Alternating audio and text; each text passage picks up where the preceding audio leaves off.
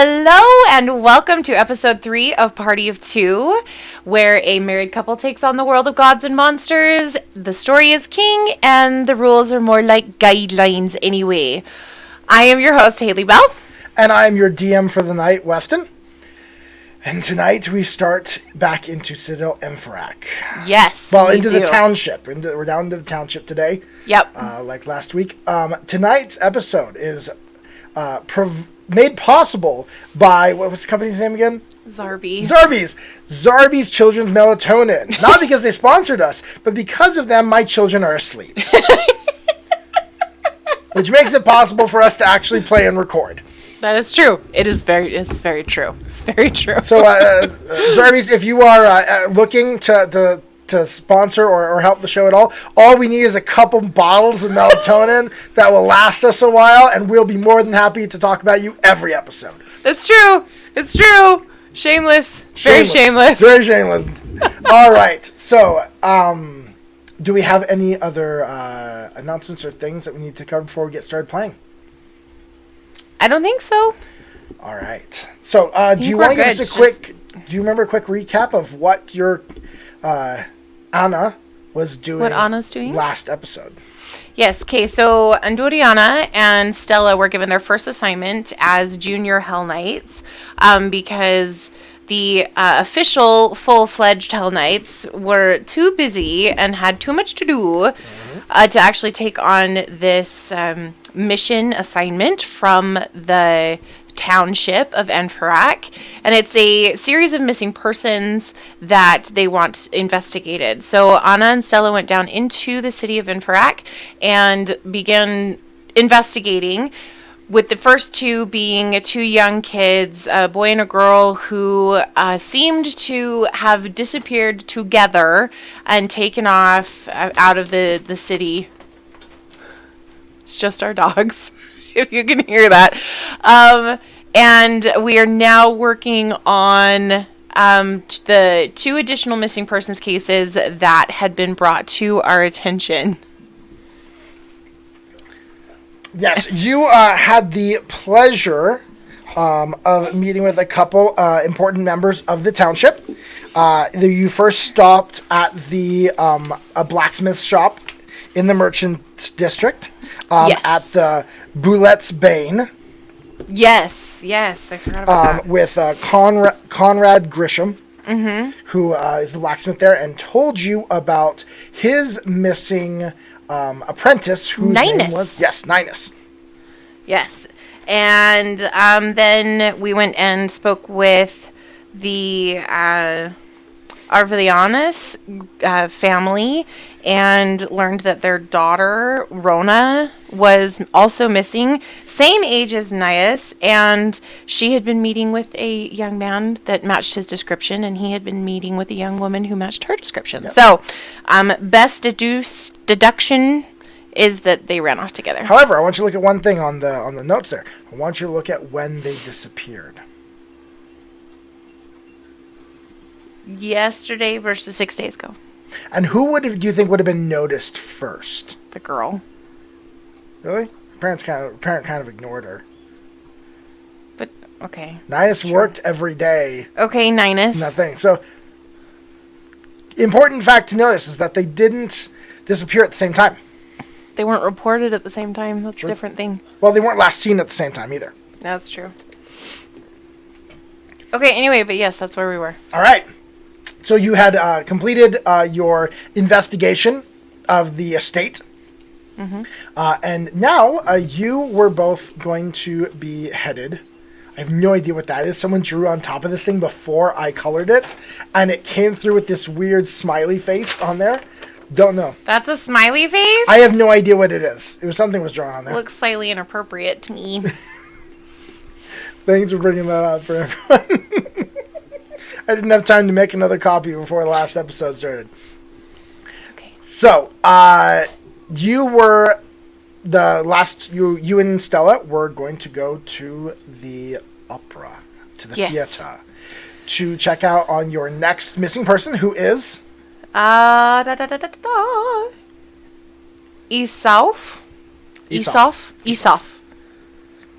Like Like Esau's Fables? Yep, kind of like that. Except for Yes. Aesop, it's Aesop. Oh, that's true. Aesop. All right. Right, so Stella and I are going to head towards the opera, which is in that second city center, right? Well, it's downtown, so it's actually just around the corner. So if you go out, you're right in the main center area. He was right behind the mayor's house. So he's in that rich area right by the cathedral of Asmodeus. And so if you just come back to the main center, it's just down the circle from there. Still in this more rich area. But it's still like, because there was the industrial area and all of the merchants and whatnot were there, and then just down Yes. was okay. All right, so we are going to head tally forward Tally forward. All right. to the opera. As you walk down the square is busy. You see at the center again is a statue of the founder of Citadel Enferac. And you are actually, I think it was the founder of the Hell Knights in general. Yes. Is who was at the center. Busy streets, lots of people running here and there, doing different errands. Most dressed not in nobles gear or anything like that. They are more working class.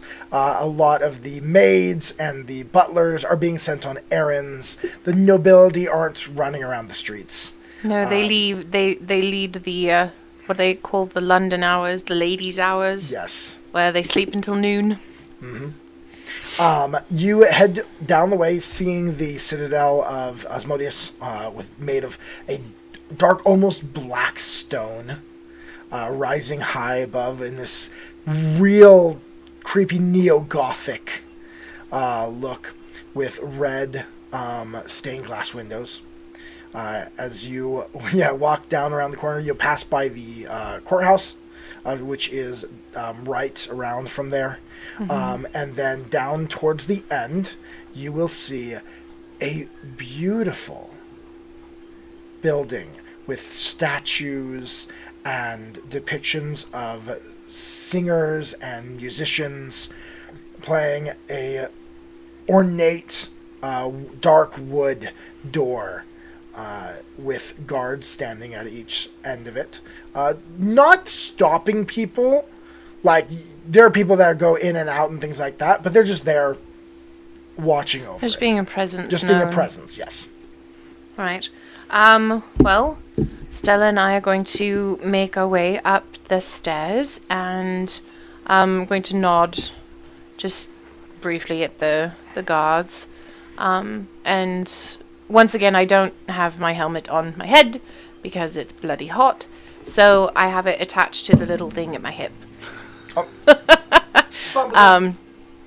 So I go in and immediately go find the concierge of the opera, and or the I guess more the officer, the office, the administrative office. Okay, well, as you walk in, it is you walk in directly into a oh gosh, what would they call it? The entryway. It's a lobby. The lobby there of the opera house. Lots of reds and beautiful colors. The decor, surprisingly enough, is slightly not chillaxian. There's a softness to the building. You get the feeling that there was they brought in artists from other places.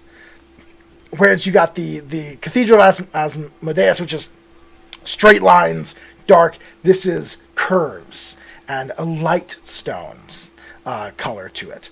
But it's plush. The carpets are soft, and you're used to walking on hard stone, and so it's like cushions a little bit under your foot. There's red velvet and curtains everywhere. And as you do, you'll see someone walk up. They're not dressed in a suit or anything like that. Kind of like the guy who would be there receiving during the evenings, what he'd wear during the day. Just kind of like, okay, my shirt's a bit open. We're working on stuff. We're getting things ready. Yes. And he walks up to you. Yes, can I help you? Show doesn't start until tonight. Does it look like we're here for a show? I have no idea. We have Hell Knights come in all the time for the show. Is there something else I can do for you? We're here because we were sent by the Citadel to investigate a missing person whose name was Isof. We'd like to speak with the office manager, please. The halfling?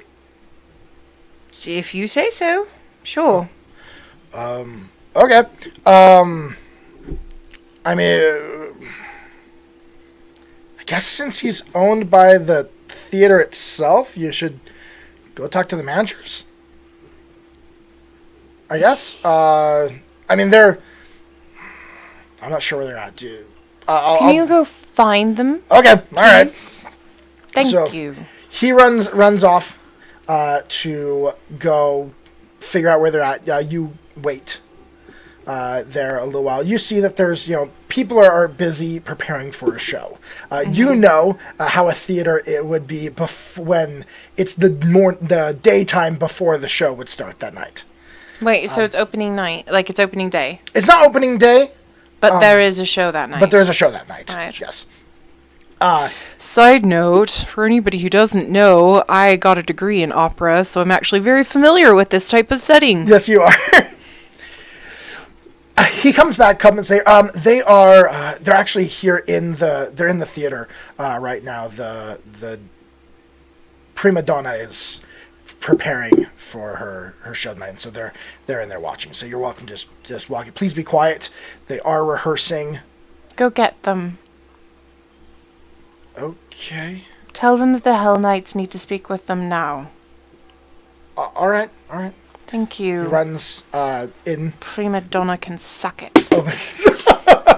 Opens the door and goes inside. You hear sounds of music coming from inside the theater area. Goes down. You wait. And you wait. And you can still hear the music coming from the theater area. And then after the music has stopped, the door opens, and out come two gentlemen in very nice fitting suits, in very well fitted. But you've seen Cheliax is generally very straight laced, very straight lines. There's frills coming out from from the wrists area and from under the neck, some frills coming off there. And these two gentlemen said, yes, what the hell, Knights? And the two of them are kind of like prepping each other. Yes, how may we help you? Thank you for coming to the theater. Are you looking to attend our show this evening? It's going to be wonderful. So I look over at Stella and I say, what the bloody hell is wrong with these people? No! We are here because you requested us to be here. And there is a Isof that is missing. You asked specifically for the Hell Knights to come. We are here. Do not waste our time. They both step back just a little bit. Well, so you're here about Isof missing? Yes. Oh, yeah. I mean, we did report it. I mean, we're supposed to report missing property, if anything goes missing. And, missing property? Yes. Yes, Isof was a slave of we owned him here at the theater. And so he served here as, helping with stage handwork, as well as providing comic relief in between shows. Fantastic. Are you the one that reported him? Yes, I did report that he had gone missing. Have you found him? No, that's why we are here. We're coming to investigate what happened. Well, I'm not sure what else there is to investigate. He was here, he was working, and then he was not here. When was he last seen?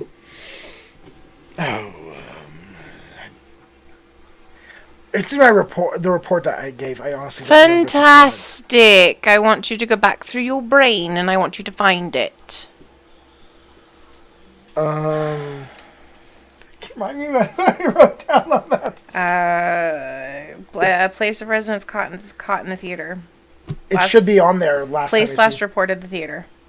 Every single one Last of them. seen 2 weeks ago. Okay, thank you. I think it was about two weeks ago that we last saw him. That last day he worked. I'm not sure what his, but he was suddenly gone. Is there anyone with us, or with him, that could speak with us about this? I mean, anyone who would know more? Yes, because obviously you know nothing. So please go find someone that knows something. You see him bristle a little about that.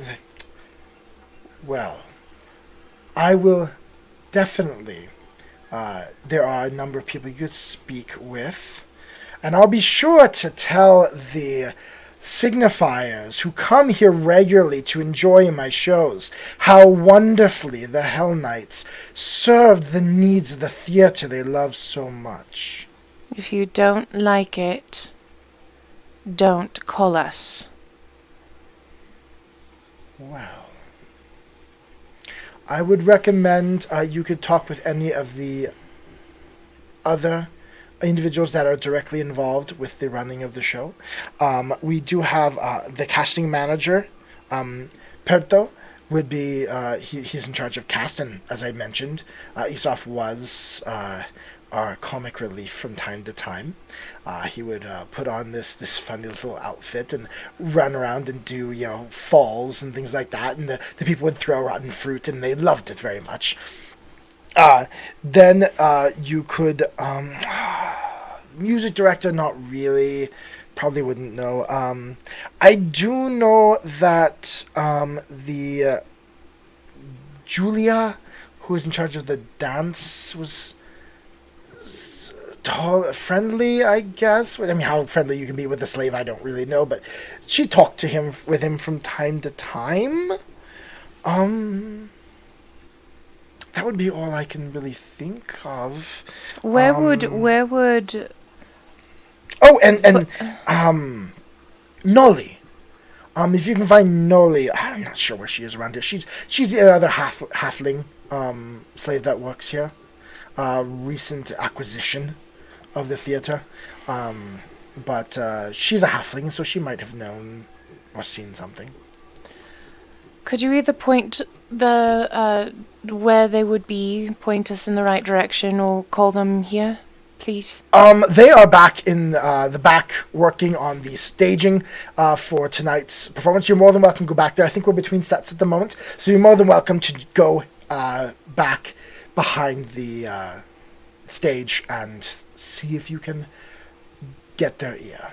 I myself have other things I must do, so thank you for your time. And they both walk off. Look at Stella. All right. Do you want to go in the That back? didn't go well. I worry that will come back to bite us a little. Well, they were being rude to me. You weren't exactly kind. Nothing in this job description says that we are supposed to be kind. True, but And puffs like that, who sit and make us wait while the prima donna stands on stage preening. But I have heard that a lot of the high-ranking signifiers do come here a lot. Good for them. Might be wise not to completely piss them off. Like I haven't already. True. All right, let's just go back Yes, there. let's go back. You lead the way, darling. Okay, so she walks and pushes open the double doors that lead into the theater. And in front of you it is gorgeous. It is golden colors, paintings, motifs on the walls. The whole ceiling is painted with this circling motif with a chandelier hanging in the middle.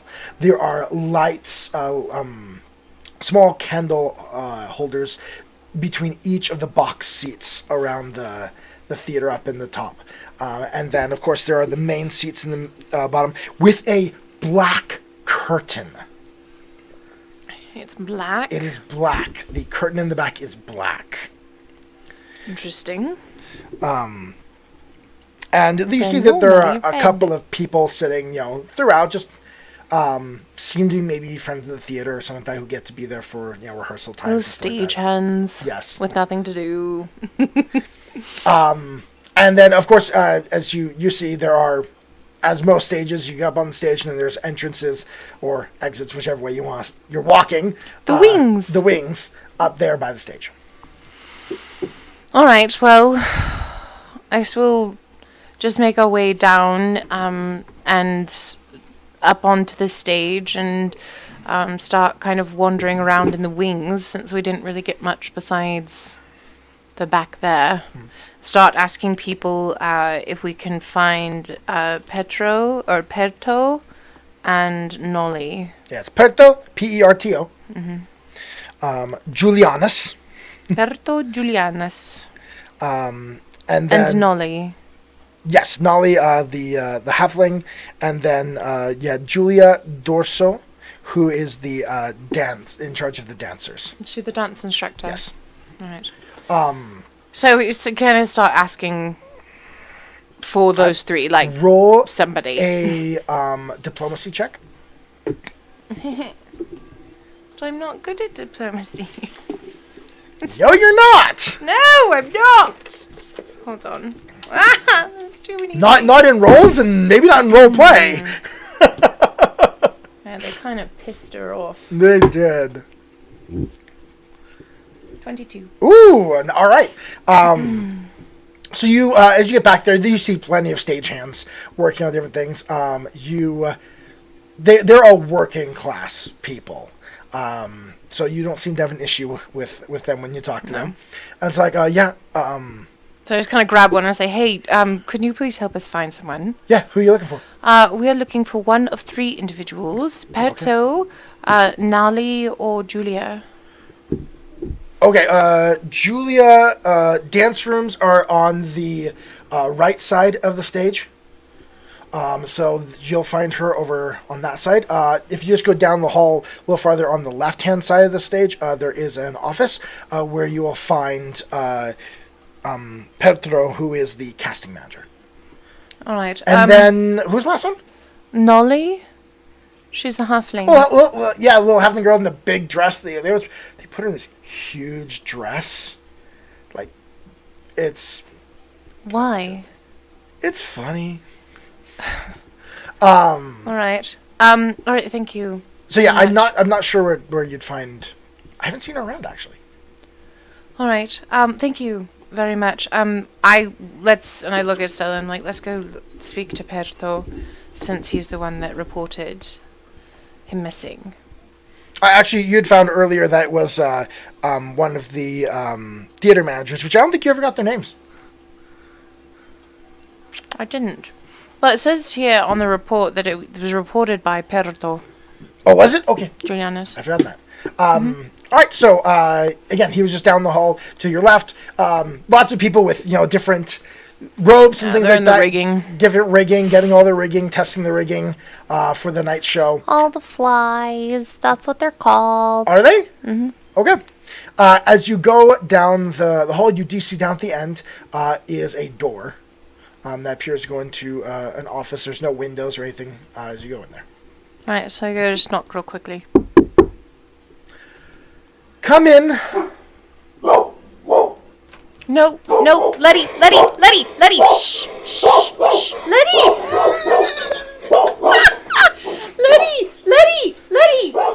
Letty. Our dog just lost it because she knocked on the table. Letty. We can get this part out. Honey, it's okay. It's okay. It was just Mama's. It's okay. Oh, gosh. Anyway, right, so I open the door and I say, are you Perto? In there, you see a gentleman, lean of features, black hair, kind of greased back. Like, it's kind of like a bit of a helmet look. You're not even sure what he used to cut. Mustache, they curled and waxed. He has his feet up on his desk, is leaned back, and is smoking something as he looks over at you. Oh, yes. Hello. Are you Hello. looking to be cast in something? You definitely look like you could be cast in something. How can I help you? I've got some parts for an upcoming show. No, not interested in being cast. I already have a role I'm quite happy with. Thank you very much. We are from the Hell Knight Order, and we are looking into the disappearance of Isof. Well, come in. Sit down. He kind of waves away some of the smoke. Come sit down. And you see there is a couch there. There's literally a casting couch. Oh my gosh. For you to sit on. Okay. Yes. How can I be of service to you? It's making me very uncomfortable. We are looking into the disappearance of Isof. You are the one that reported him missing. He taps out this thing. You see suddenly the demeanor change from flirt to business. Mm-hmm. Yes. He disappeared about 2 weeks ago. Since then, I mean, he's a halfling slave, so it's not the end of the world, but the crowds liked him. He broke up the seriousness often of our shows. A lot of hard-hitting drama here in the theater. And so he added a good splash of comedy. Dress him up in some, funny clothing, maybe some long stilts to make him walk around. It looks, awfully hilarious there. So you made him the fool? Well, yes, of course. He was wonderful at it. The audience loved it.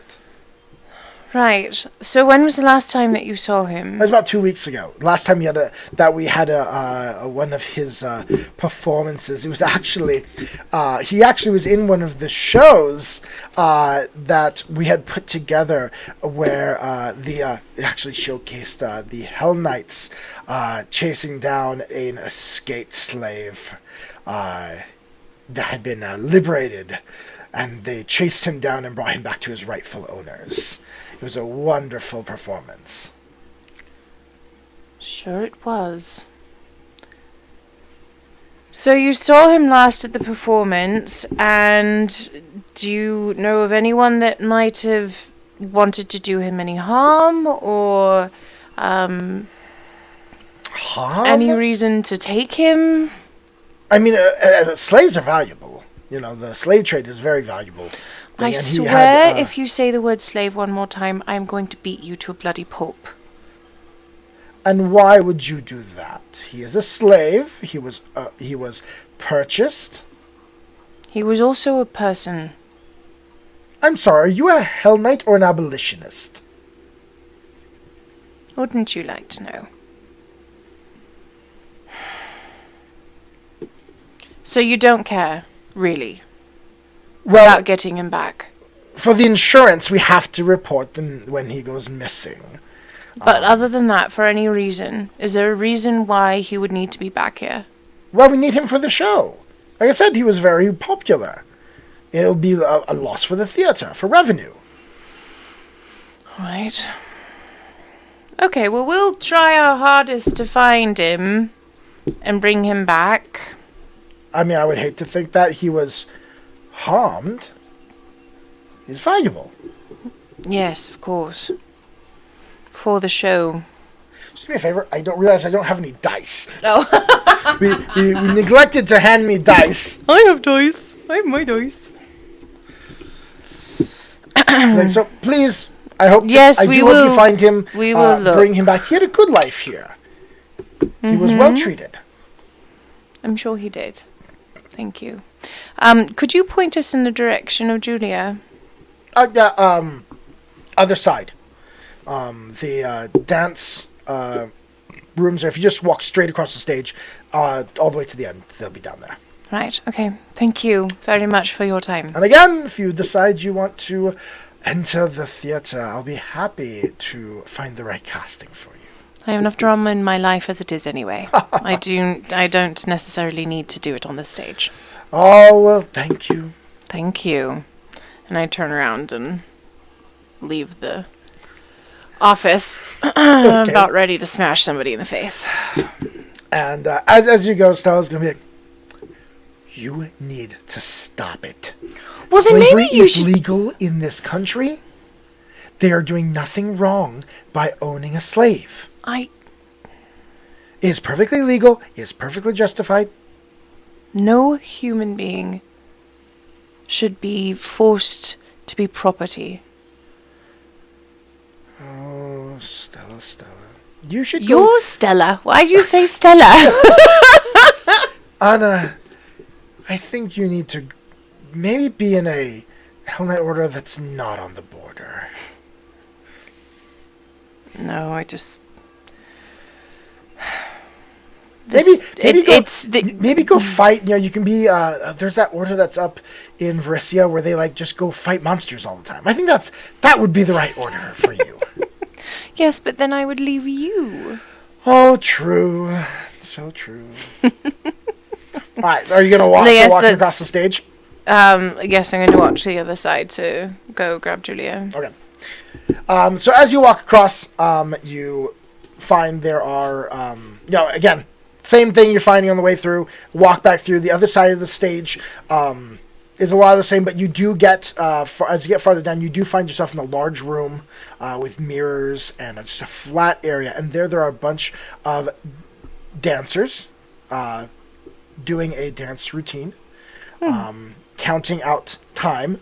You see a woman up in the front, hair pulled back into a severe bun, very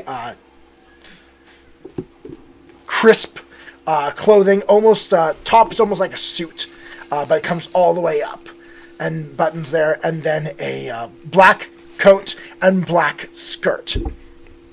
And she is walking back and forth, counting out the timing on the dance moves as the dancers do their routines. Okay. I'm just going to stand there and wait until they're done with the music and the routine or whatever, like when they start to act as if they're going to take a break. As you go to do that, you do see something kind of out of the corner of your eye dash back down towards the stage. Something in brightly colored clothing, but not very tall.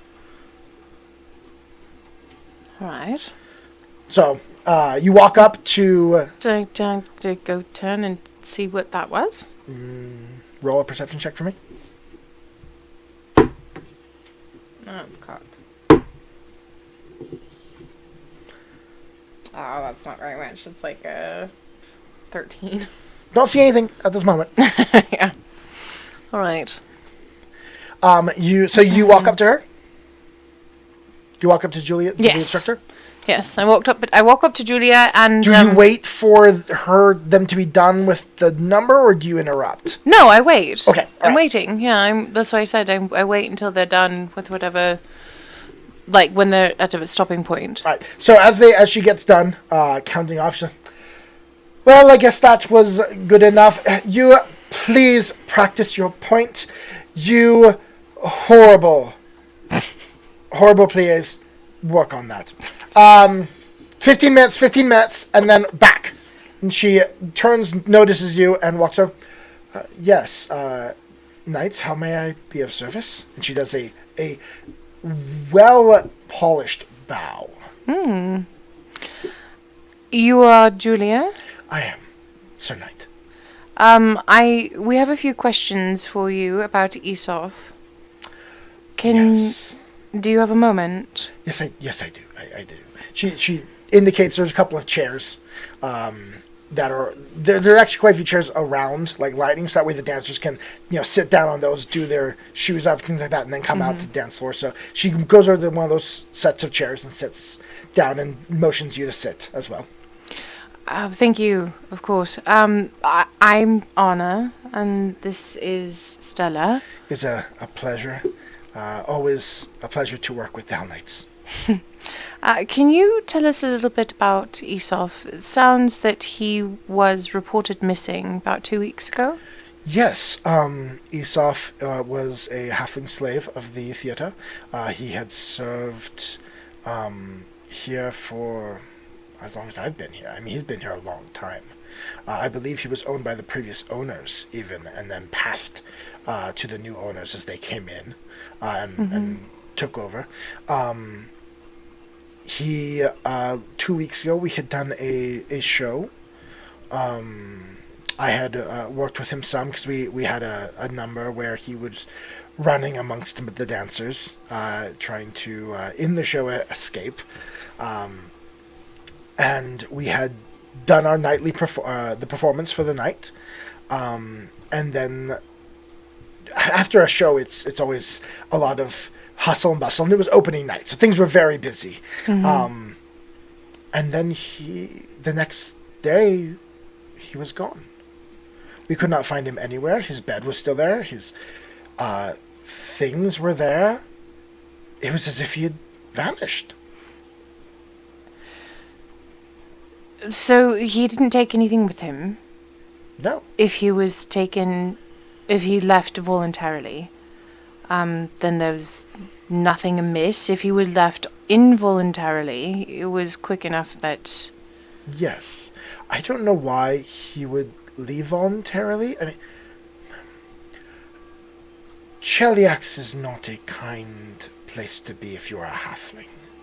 And the theatre, though he was a slave, was comparatively a good place. Where he had a home, he had a bed, he had meals, he had a place. He was friendly with many of the hands and the other workers here. So I can't imagine it was willingly. Has he been here his entire life? I can't say. I know that it has been longer than I've been here, and longer than I know. I'm not sure if it's been his entire life. All right. I do know he also, I mean, she hasn't been here long, but I do know that he also, our new Donna would speak to him from time to time as well. The Prima? Yes. I was surprised myself. She comes to us from the capital. She is the Donna Vivienne Ashurka. Vivienne Ashurka, a wonderful prima donna who has sung for the Chilaxian theatre many, many times. She is renowned for her wonderful voice. And what is she doing here? She's playing the lead role, and has for the last couple of shows. She's on I guess you could say, loan, or it's taken a break from the theatre there in the capital to come here and perform with us. Interesting. Would she be? Do you think she would be willing to speak with us? I imagine so. I see no reason why not. There was mention of another halfling, Nolly. Yes, Nolly would also be a good one to speak with. I believe I saw her out by the theatre earlier. Out by the stage? Yeah, out by the stage. What was she doing? I'm not even quite sure. She's wearing a very large, colorful dress at the moment. Now that Isof is gone, she is in some ways taking his part as comedic relief. And as such, the dress they have her in is comedic. It is nothing cruel, but it is funny. It's like a small child wearing something way too big for them. I understand. And you say the last time you saw her was at the stage? Yes, was not that long ago either. It was 20 minutes, maybe so. All right. Right, it was right as they were finishing the last number for the rehearsal. Okay. Wonderful. Well, thank you for your time. We will go and investigate those two, or speak with those two people. Thank you. It is my pleasure. Any way I can be of assistance to the order. Thank you very much. You turn Praise around. our Lord Asmodeus. Yep. And I turn around and walk away. Looking at Stella, I say, why don't you go look and see if you can find Nolly? Okay. All right. I'll search around. So she's going to go out and start searching in the area. And then I am going to go try and find Viviana. Viviana? Yes. So it is Vyvienne. Viviana. Vivienne. Okay. So yes, I'm going to go try and find Viviana. As you go, she does tell you that behind the drapers, there are some practice rooms for the singers. If you go, because you went to the front and the back, but there's actually a behind as well. And back there are some rooms for the singers. Wouldn't the prima donna be in her dressing room? I guess that would be the equivalent of dressing rooms, in my opinion. All right. You were the one in the theater. I was not. I was the actual prima donna. Yes, you were. All right. Yes, she'd be in her dressing room. There are pianos and whatnot in their dressing rooms. Okay. Yes. Okay. All right. So then I will go back behind into the catacombs of the theater and find her dressing room. Right. So as you walk back there, you see a series of rooms. Most of them, it's just white walls, doors, and then you come to one, and it's like this got attacked by a garden. There are flowers all over in front on either side of the door. Okay. You guess this is probably well, and it would be labeled too. Yes, it is labeled as how did you pronounce the name? Viviana. Viviana. This is Viviana's dressing room. I guess if it was Italian, it'd be Viviana. All right, so I do a quick knock, because I don't want to knock on the table and make Letty stop backing Yes, again. please don't do that. So knock on the door. Okay, as you knock on the door, there is a voice from inside, melodious voice, higher pitched, but full in tone. Yes, one moment, please. And then in a moment, all of a sudden you hear the door open, and it doesn't open all the way, just only part way. You see a tiefling of Rakshasa heritage. So the feline features, light short fur in a tiger type pattern on her face. Does she have actual fur? Yes. Yes. Yeah. Okay. Rakshasas. Does she have horns? No, they did. No Rakshasas horns, do not okay. have horns. Does she have a tail? Yes. Well, you can't see the tail at the moment. She only opened the doors partway. That's true. Yes. Knights of the Order. How may I help you? Hello, I was pointing. Have I broken any laws? No, you have not. Is there some reason you're Ma'am? here to molest me for breaking something? Why would I molest you for breaking something? Isn't that what Hell Knights do? What, break things or molest people? The former. Well, this Hell Knight does not. I'm here to investigate the missing report of Esau. Yes. The halfling? Yes, the halfling young man. I've spoken to him a couple of times, but I don't know him. Ma'am, would it be alright if I came in for just a moment? I promise you I will not molest you. One moment, please. She shuts the door. Waits a couple of moments, then she opens it again. Dressed, this is a gorgeous dress. She was in had not yet changed out of her costume. Mm-hmm. But you do know she has a large wig taken off, which a wig on a Rakshasa would look kind of off. but the theater. Oh, yes, of course. The theater. And she opens the door. Come in. Thank you. Thank you very much. What do I see when I step in? You see a room full of flowers. Like there's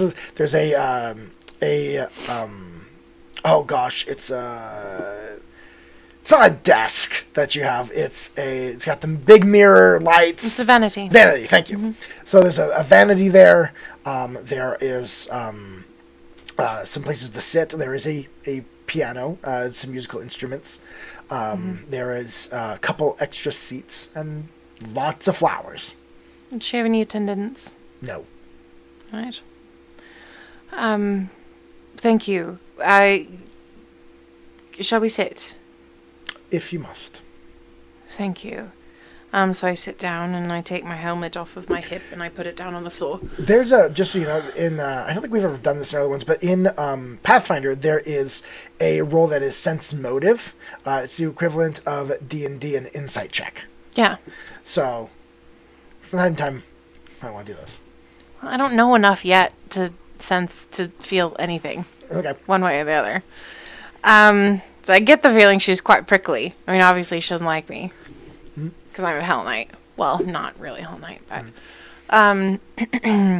So, can you tell me the nature of your relationship with Esau? The nature that any prima donna has with other stagehands. I talk to them as needed from time to time to do my job.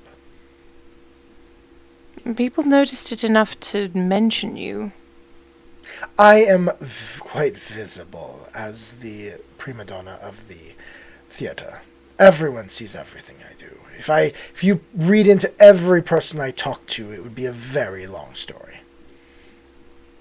Can you tell me why you don't like Hell Knights? I have no problem whatsoever with Hell Knights. Okay, now I'm gonna do a check. Roll. Crap. 9. Wait, hold on. Do I add anything to that? If you've got it there. Well, what would it be? There's a perception. You add your perception to it. Oh, just my perception? Yes. Okay. 16. You believe her. She doesn't have any issue with it. Pretty high reception. That's a pretty high freaking perception check. As far as you can tell, she doesn't have any issue with Hell Knights. That's such a lie. Alright. So you spoke with him a few times. That really is all. What did you speak about?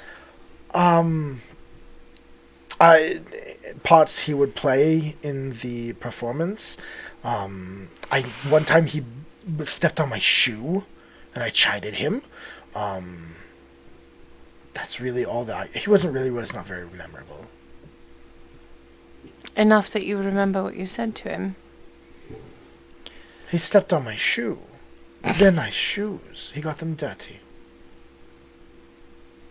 What are you doing out here in the sticks? I am on loan from the theater in Cheliax.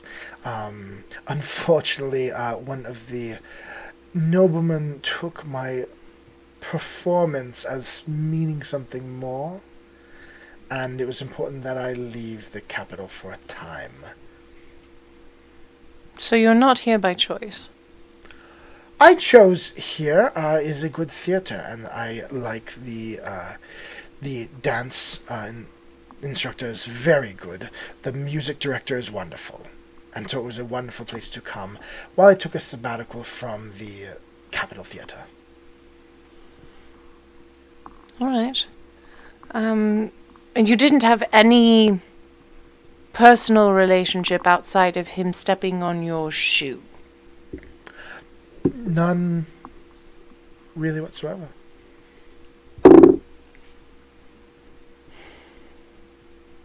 Can I do one more insight check on her? You can.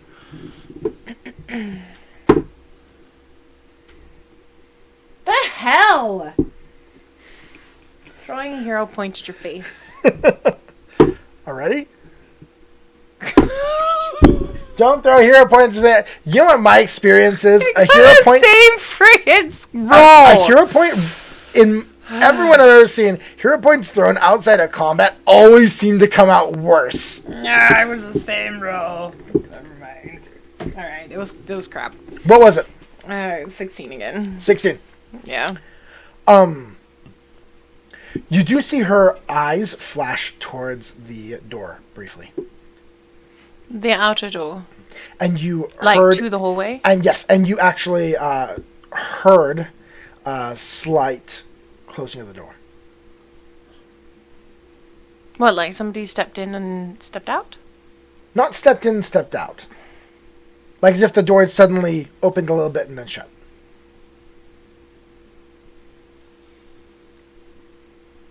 What are you hiding? What are you talking about? I'm not hiding anything. Yeah, that's a lie. Search my room. That's a lie. Look, I'm going to be straight with you. I have no lost love for slavers. I don't want to find this young man. Stella turns, looks at you, like, Anna, what are you doing? I look at her and I'm like, Shh. Anna, no. shh.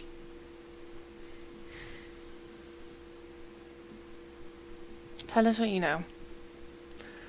Just what I've told you.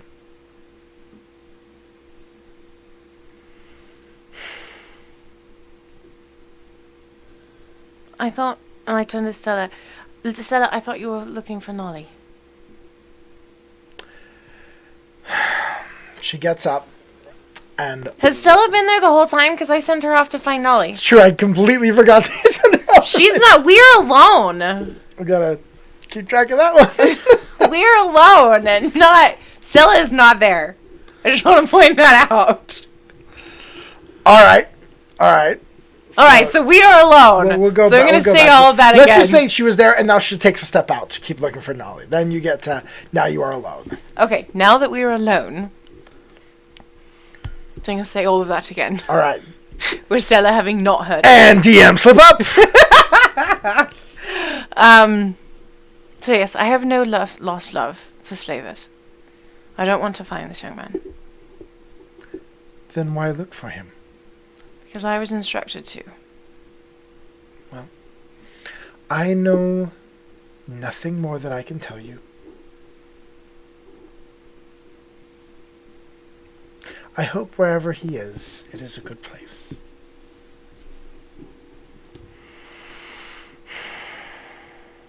All right. We'll leave it at that.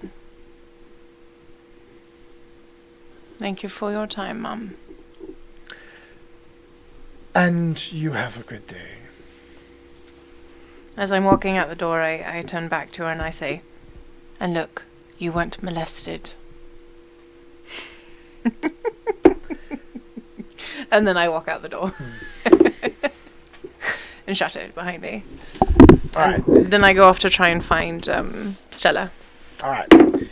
Who wasn't there for any of that. Nope. Wasn't there for any of that, apparently. No, she was, and then she left. Because that's what we decided, and that's lore now. It's now canon.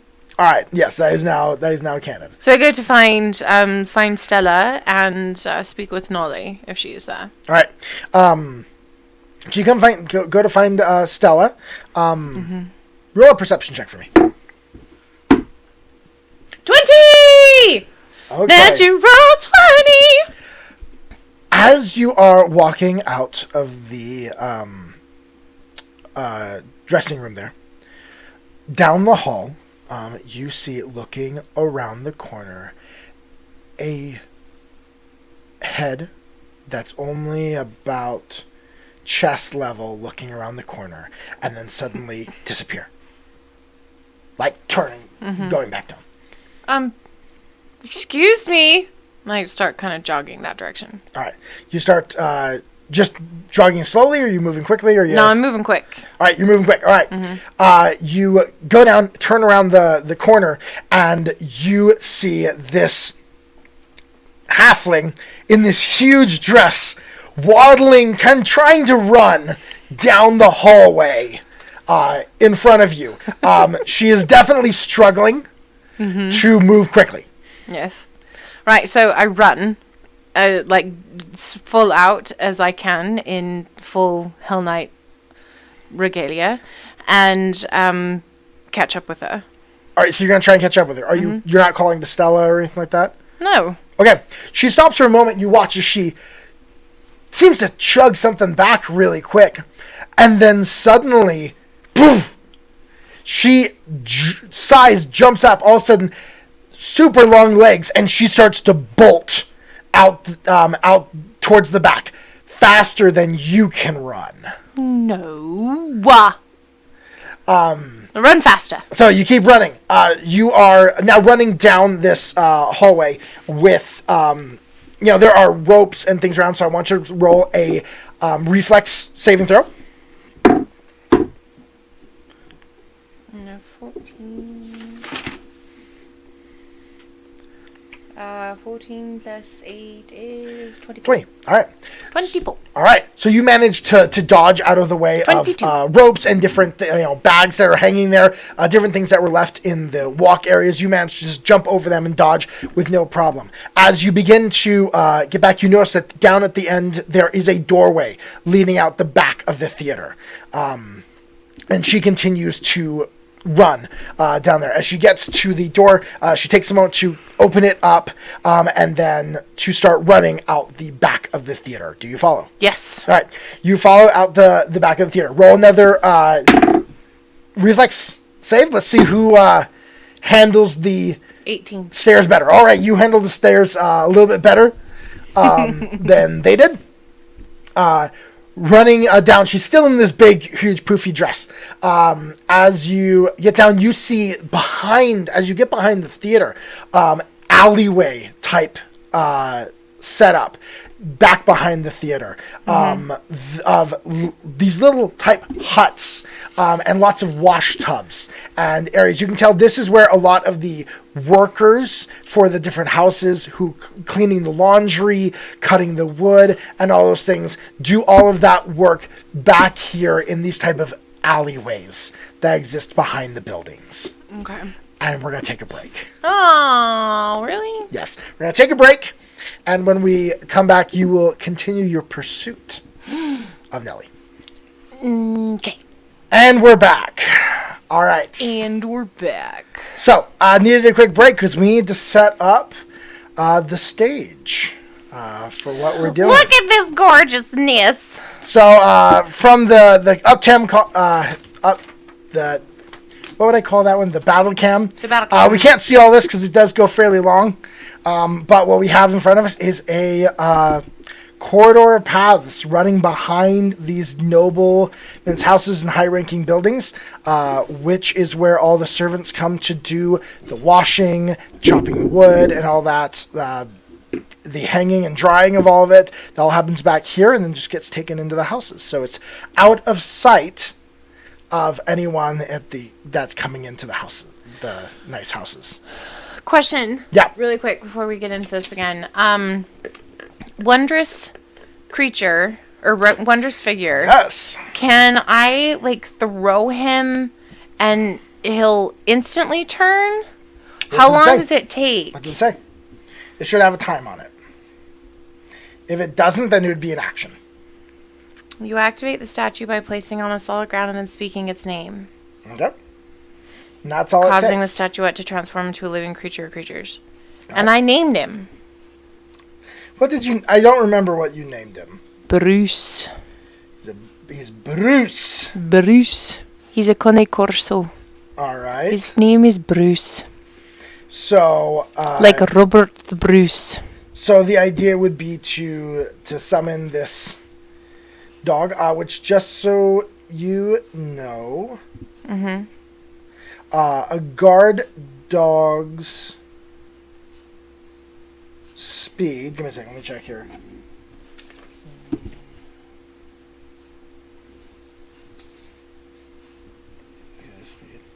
Yeah. A dog's speed is 35. So it's a little bit faster than you are. Okay.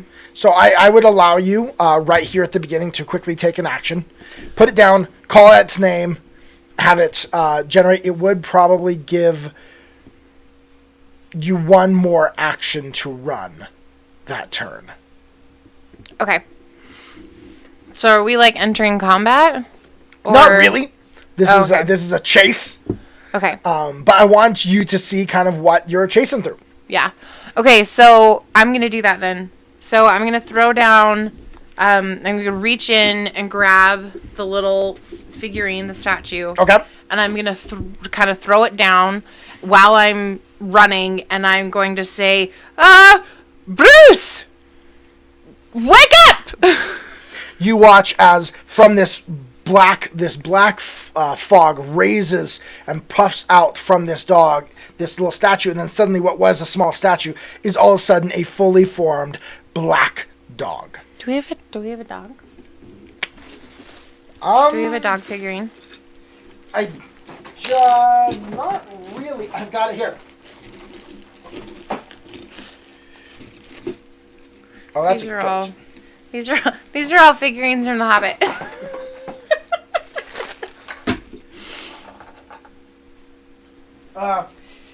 Here's a dog man. So Okay, that works. So it's a That'll gnome, be- but it's a dog man. Okay, cool. All right, so I throw him down and I yell at him, and We're not going to move the freaking out. miniatures at the moment. Okay. We're just going to run. So he starts chasing after Nolly. Nolly. Okay, so you're running after now. So that's what I command that to him. I say, Bruce, go stop her. Don't hurt her. Stop her. All right. So your dog begins to chase after her. Are you running too? Yes. All right. I need you to roll a reflex save. 13 plus 18, error of 8 is 21. All right, 21. Yes, that was painful. Leave me alone. That is okay. Luckily for you, she, as she was running, remember, she's got really long legs. And Which she's not used to. she's not used to, so she is a little clumsy. And she actually runs straight into the clothesline. There, rolled a 5. Jeez. Run straight into the clothesline, bounces off it, and then goes back underneath. So she just lost a turn of running, Okay, good. coming after you, and you didn't. So now you are gaining on her as you start running, as she's running after you, or as you're running after her. Okay. Roll another reflex save. This is all to see if you manage to dodge the obstacles better than she 17. did. Okay. You again managed to dodge obstacles slightly better than she did with her clumsy legs. And so, again, you are gaining Is on her. Bruce getting... Yes, Bruce is getting close too. He's a dog, so he has got a 35. reflex save of a plus.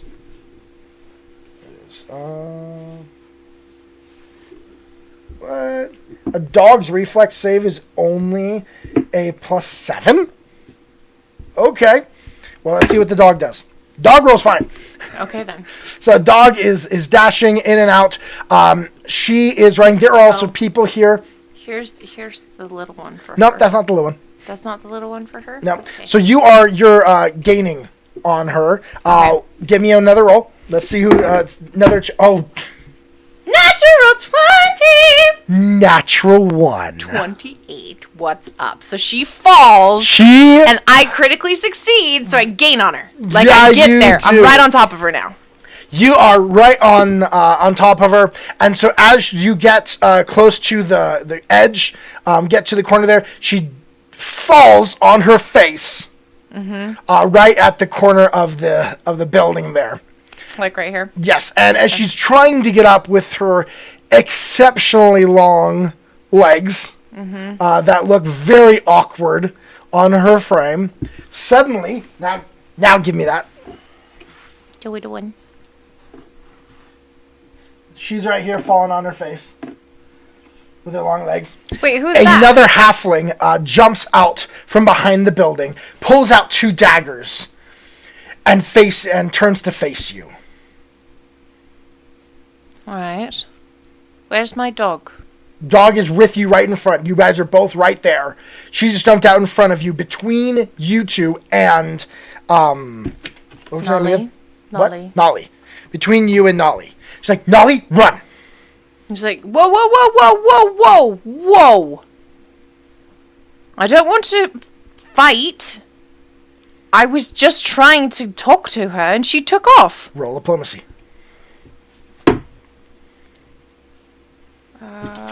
16 plus... Dang, you rolled 16? 6. 16 plus 6. All right. So 20. You now get some time to make an impression. All right. What do you say? I don't want to harm her. I don't even want to take her. I just want to ask her a few Then questions. why are you chasing? Because she took off. That's all. I was looking for her and she took off. Roll another. So you're a Hell Knight, so she's hostile. What'd you roll? 17 and 11. 11. All right, you just roll a 17. 17. So it's 17 total. I just wanted to ask her a few questions, honestly. And it's just me. It's my partner's not here. Just me and my very sweet dog. And I look down at the dog and I say, go down on your paws. She pulls out the No, that's what I'm dagger. saying. Go down on your paws and put your head down. The doggy looks up at you. Do it. Looks at her.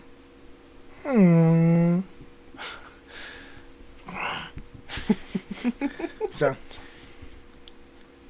And I've She got starts both backing of up. my hands up. I'm like, she starts I'm not. backing up.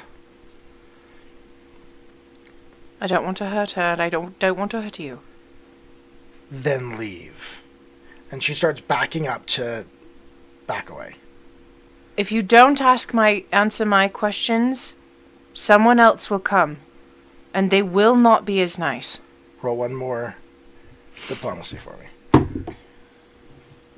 Dang, I lower and lower each time. What was that? 8 Plus plus 6, so 14. 14. She's like, so you're going to keep coming? I can't guarantee that they won't. But if you talk to me, I can guarantee they will never come back. Please. I don't think so. Roll initiative. Jeez. Freaking stupid. Not one! Well, me too! But I have incredible initiative, You which do. is plus 2. So Let me see. three. Let me see. Well, you add your perception. Oh, no, yeah, sorry, yeah. So it would be 8 plus 2, so 10. You 10 too? Perception's 10. Oh my god. I can't remember. So we go at exactly the same time. All right. And I'm bigger than she is. I'm gonna have the player go first All right. versus the. That's hilarious. Now remember, you do not have your weapon drawn. No, I don't. So I'm going to reach out with my tail. And I'm going to try and surprise her with my tail. okay. And smack one of the daggers out of her hand. Okay, that is an athletics check. So it's 13 plus 8. So 21. Okay. 21 is a success on disarm, but that just means that they have a negative. Oh god, I've got to reference the rules. Where's the book? It was right there, so I don't know where you put it. Check on there. So yeah, if you could just check on the rules for disarms under skills and athletics.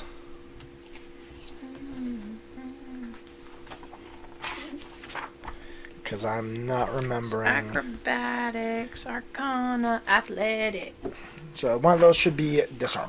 Climb, Force, Grapple, Jump, Disarm. You have at least one hand free. The target cannot be more than one size larger than you. Definitely Critical not. success or just regular success? Regular success. You weaken your opponent's grasp on the item until the start of the creature's turn. Attempts to disarm the opponent of that item gain a +2 circumstance bonus, and the target takes a -2 circumstance penalty to attacks with the item or other checks requiring a firm grasp on the item. And it's against their athletics DC, I believe. It doesn't say. Do the top part where it says that you roll an athletics check against their reflex. Reflex DC. Okay. Yeah.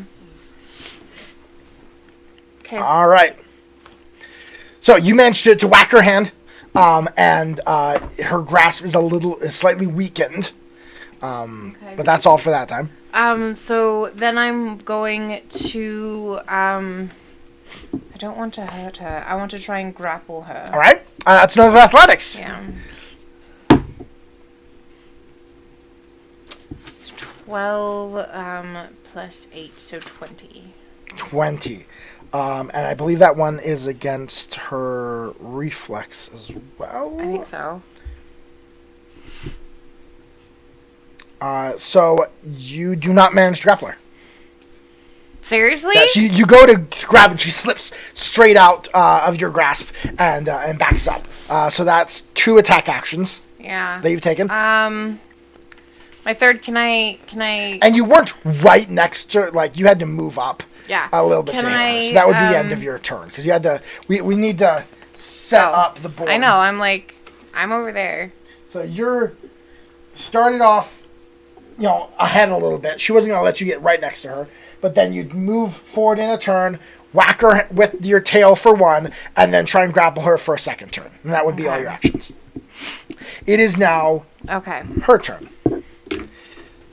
So she is going to attack you with her daggers. And unfortunately, she rolled pretty low. But that's still an 18.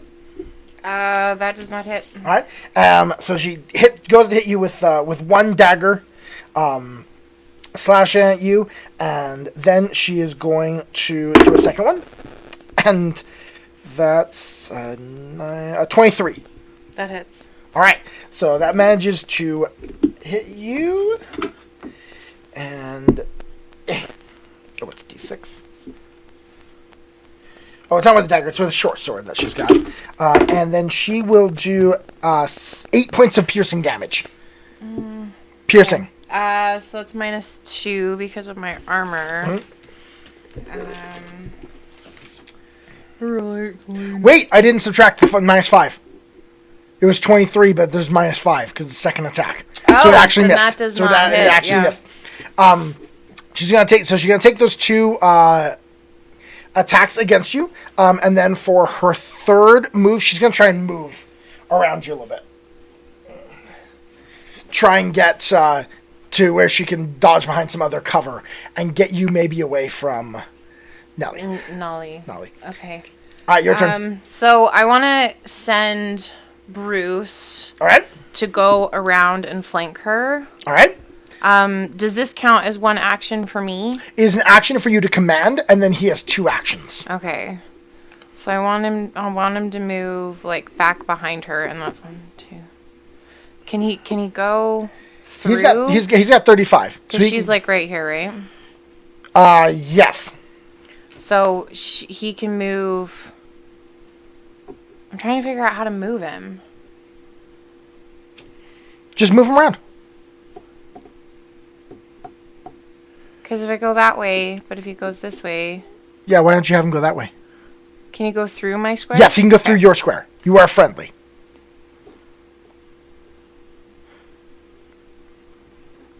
Okay. So I'm going to put him right here. Oh, don't want to move the things around. Okay, so I'm going to put him there. And then I'm once again going to...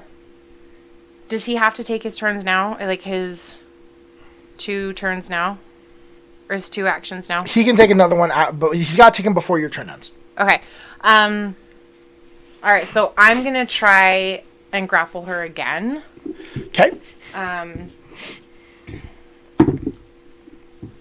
Which is natural 19. Ooh. 19 plus 8, so 27.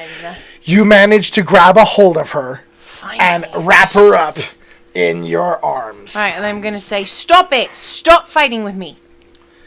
Stop. All right. And I'm gonna look at Bruce and say, I'm gonna look at Bruce and say, Bruce, sit. But I want him to like growl and be scary. I mean, he's a Cane Corso, so those are very scary dogs when they want to be. So I'm gonna have a sit, and we're just gonna hold this person and say, I do not want to hurt you. Stop fighting me. Well, then stop trying to hit me. I'm not trying. I have not once tried to hit you. All right, the tail thing was just to disarm you. That was not to like actually hurt you. Are you done? I'm not gonna let you go. She is going to attempt to escape. Which I've got to remember. We never actually used grapple yet in any of our games. We haven't. So let's see.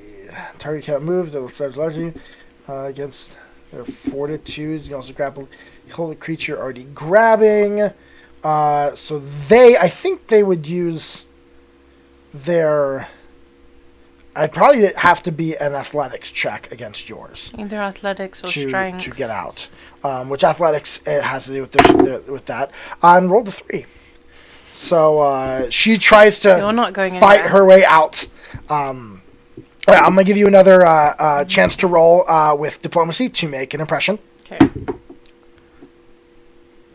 12 plus 6, right? Yes, so 18. Okay. She pauses for a moment. Look, if I wanted to hurt you, would I really be trying to stop you from fighting? Or would I have just killed you? Put me down. Are you going to fight? Are you going to run away? Bruce, attention. Put me down. And we will talk. Hell Knight. Alright. So I slowly let her go. And I look at Bruce and I say, Bruce, at attention. She makes a move to run. You grab her.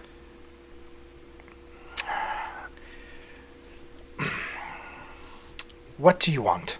Why did you attack me? You're a Hell Knight. You do realize that, right? Yes, but there's absolutely no reason for you to attack me. Where are you from? I'm a halfling in Cheliax, and you're a Hell Knight. It's true. Both of those things are very true. She's really confused by you right now and everything going You on. can be totally... Feel free to be confused. I need to talk to Nolly. Why? I'm looking for Esaf. What do you need to, about Esaf? I was sent to find him. She's not going to. I kind of figured that. We got him out of here weeks ago. So I was right. I kind of step back a little bit and I say, Bruce, relax. You watch as you roll a society or recall knowledge. Is just It's a 10. okay. As a Hell Knight, you are going to know this. On her lapel is a flowered symbol associated with the Bellflower network. You would know this from your studies, especially in your most recent paper. Yeah, talking about... Slavery. Yes, that she is most likely a member of the Bellflower network. Did you send him to Revenel? I'm not going to tell anyone where we sent him to, but he is away, and he is safe. Good. That's all I really wanted to know. Okay. I figured he was gone. Considering the fact that nobody knew where he was. Well, we do a good job. We are experienced at getting those who no longer want to live under the boot of Cheliax out. The only problem with this whole situation is that you caused attention. There wasn't any attention till you showed up. I was attention. He was reported missing. I was sent here. I've heard that there are others missing in town. If it wasn't for the others missing in town, I don't think anyone would have come looking for him. You responsible for the others as well? No. We've heard whispers, we've heard rumors, people talking about certain individuals missing for the last couple of months. But it's we haven't had anything that's connected to us. And honestly, at first we thought that it might be a good cover for us, but then it's starting to get heat. What's your name? If I know your name, I can keep you out of it. What do you mean, keep me out of it? Keep you out of any official... You don't know who I am, and no things? one here knows who I am. You can't... There's nothing you know to keep me out of. I know that there's a little halfling with 2 daggers, a big mouth, that likes to hang out back behind in the I don't know what this is called, the sticks, servants' quarters. I don't hang out here generally.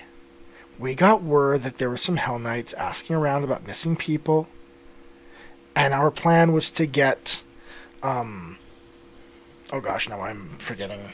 Nolly? To get Nolly. Plan was to get Nolly out of here today. You happened to show up a little faster than we expected. I'll be gone tomorrow, and you'll never hear or see me again. Why are you talking to How me? quickly can you get her out? You'll never see her after today. You promise that? Mm-hmm. You need to set up a good cover. She can't just disappear.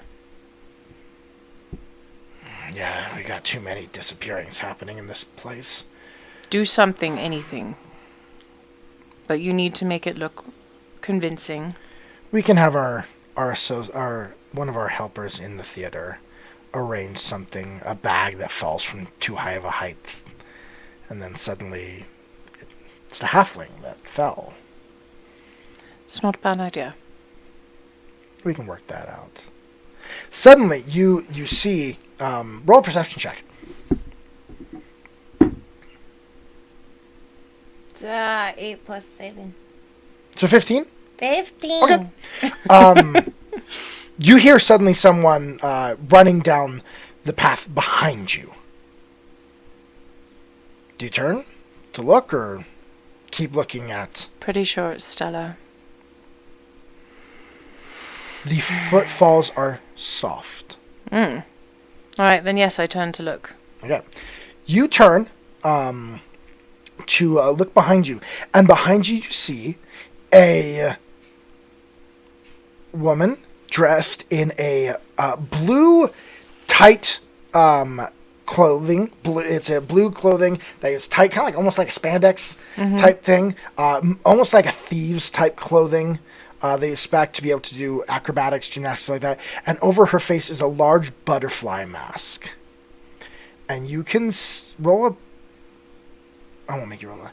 You notice that the parts of her that are not covered by a mask have fur, light fur, along them. Magdalena, do we have a problem? Is this Hell Knight causing... So I turn and look at the little halfling and say, so your name's Mariana? It's Magdalena. Magdalena. Magdalena. Yes, I am Magdalena. Roll a recall knowledge for me. This would be like a 8. history or law. 8? I have religion, but that's it. You know, I might give you this one. Just you don't have underworld or anything like that. I have abyssal lore. Don't recognize the name. She's like, yes, I am Farmer Magdalena. That's fantastic. You recognize the name Farmer from your studies. Because it's a Hell Knight, you would be the Bellflower Network and the escaping of slaves would be important. Farmer is a term given to the leader of a cell. Okay. of the Bellflower Network. Okay. All right. Okay. So this is not just an agent of the Bellflower Network. This would be the person who planned the whole thing and has been running probably any of the operations from the Bellflower Network in any recent activities that would have been done. Okay, hold on.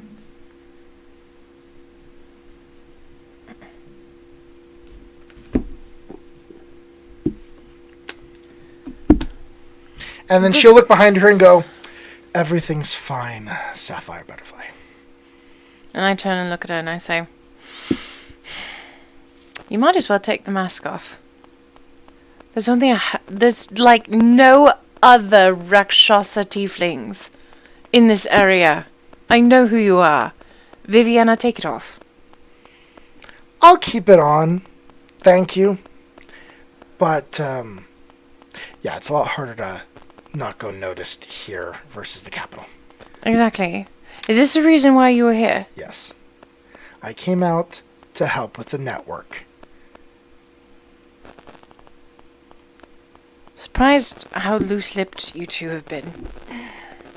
Well, honestly, a Hell Knight who's not attacking us is kind of weird. And as a DM player, you rolled consistently over 10 I know. on pretty much all of these. So you're getting something for rolling high. Look, I'm not necessarily a normal Hell Knight. I didn't come to this way of life by choice. All right. I'll keep the heat off of you as long as possible. But honestly, this is not a high priority. I'm just an armiger. They didn't even send full-fledged Hell Knights to investigate this. See, I told you. Like, yeah, if it wasn't for the other disappearances, we would have gone completely under the radar. We got to get out. Everything out fast. All right. Look, What's your name? Andoriana. Andoriana. Are you going to let us get out? You probably should punch me in the face. Make it look good, but yes. We would prefer that no one knew that you ever found us. You ran back, you saw someone, they ran out the back, you ran back here, you lost them in one of the buildings. There were lots of, peasants back here doing stuff, and you couldn't ever find them. All right. No one here I can will make talk. that work. None of the servants here will talk. They have all been well compensated. Look. Get them out safely. Because I know she's not the only one. She's the last. We've gotten everyone else out that we're looking to get out now. We'll leave, wait till the heat cools down before we set up any new operations in this area. Good. And you have a friend, well, maybe not a friend, ally, sort of? I don't know, maybe. Look, if I can help you in any way, I will. You But won't I'm not- last long in the Hell Knights, I don't think. Well, there's a reason why I'm here, and not at a different order. When you want to get out. I can't If ever, you will- I will never get out. We can get anyone out of this place. And we have contacts even in the Citadel. If you Look, need something... look. Wait. If you need something... there is a book in the library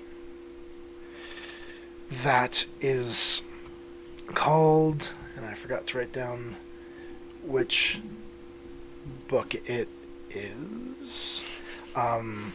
You can make one It's something up. about tyranny. It's about the nobility of tyranny. If you leave a drawing of a blue flower in that book,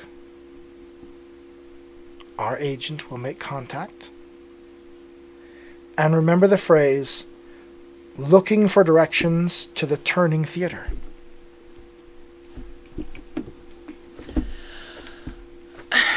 They will respond, how would you perform? When you're not going to last long there. You have too kind of a soul.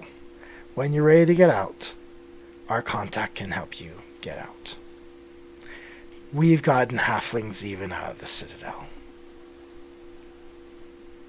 Look. I understand. And I get what you're saying, and I'm appreciative of your willingness. But I cannot leave. Alright. Well, we will go our ways then. And you'll never see us again, I hope. I hope so too. If you're ever in Ravenel, though, we could always use good people to help the network. We'll see. Now get. And I call Bruce to me, and I turn around and I walk away. Alright. They pack up, get their stuff, get moving. Vivian does walk. You see her walk behind one of the buildings quickly and then run out on the other side in her costume now. And then Shocked walk by that? beside you Oh! on Oh, your she's way coming to back join to me. the theater. Well, I'll say I'm surprised. Yes, life is full of surprises, isn't it? It's not easy being a halfling in Cheliax, but it's not easy being a tiefling either. No, it's not. Is that why you're at Enferac versus another order? One of them.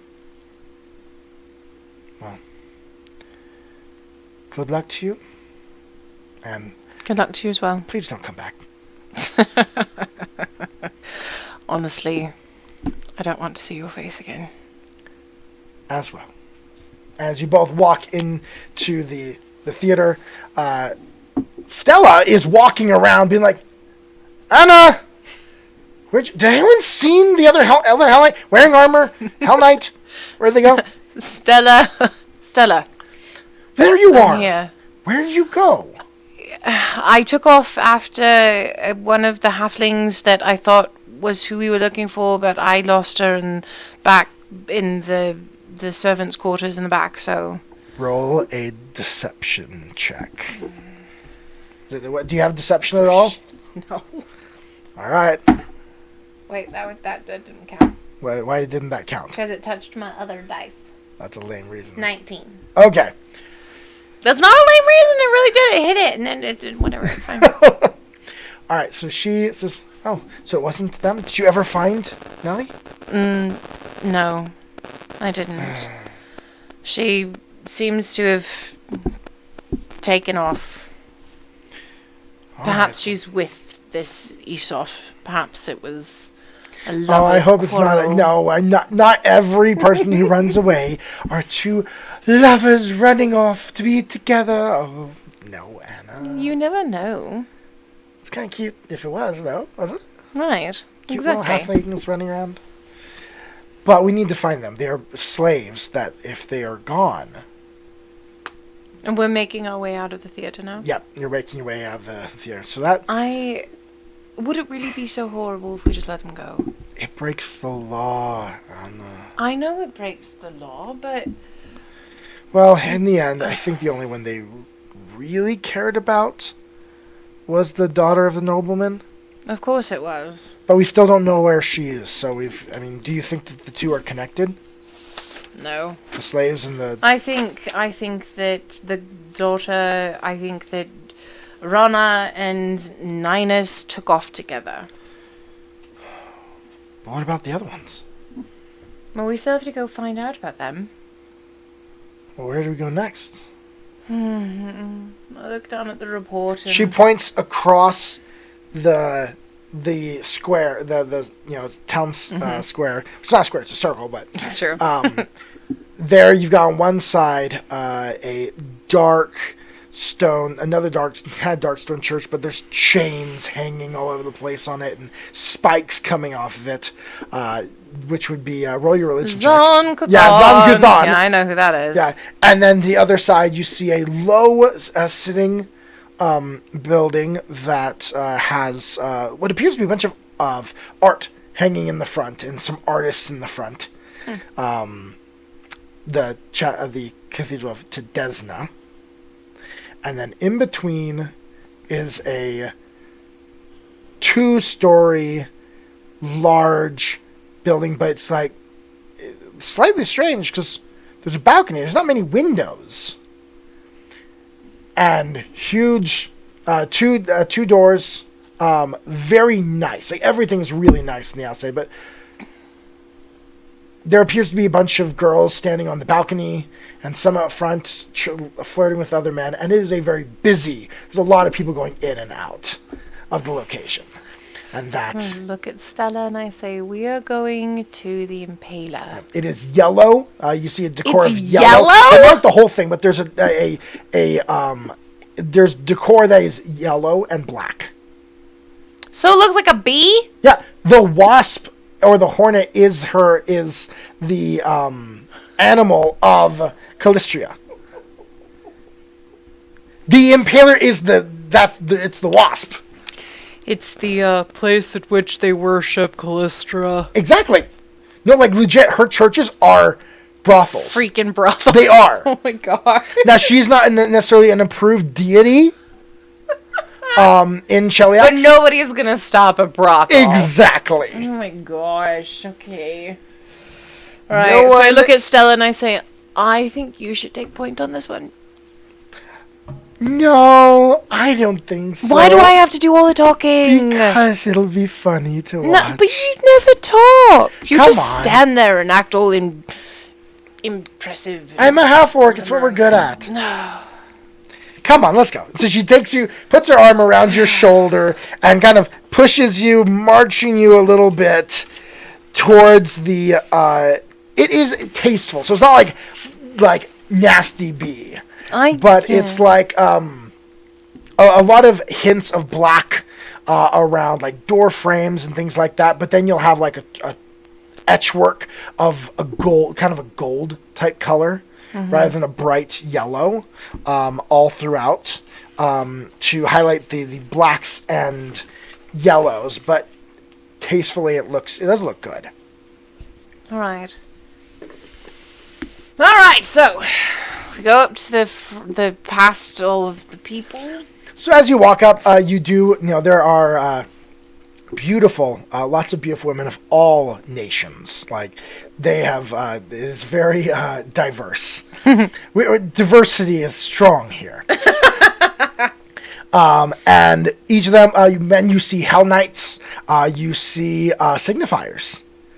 You see, it is completely legal, so everyone's there. You see noblemen, you see all areas, but not necessarily all economic classes. No, I can imagine not.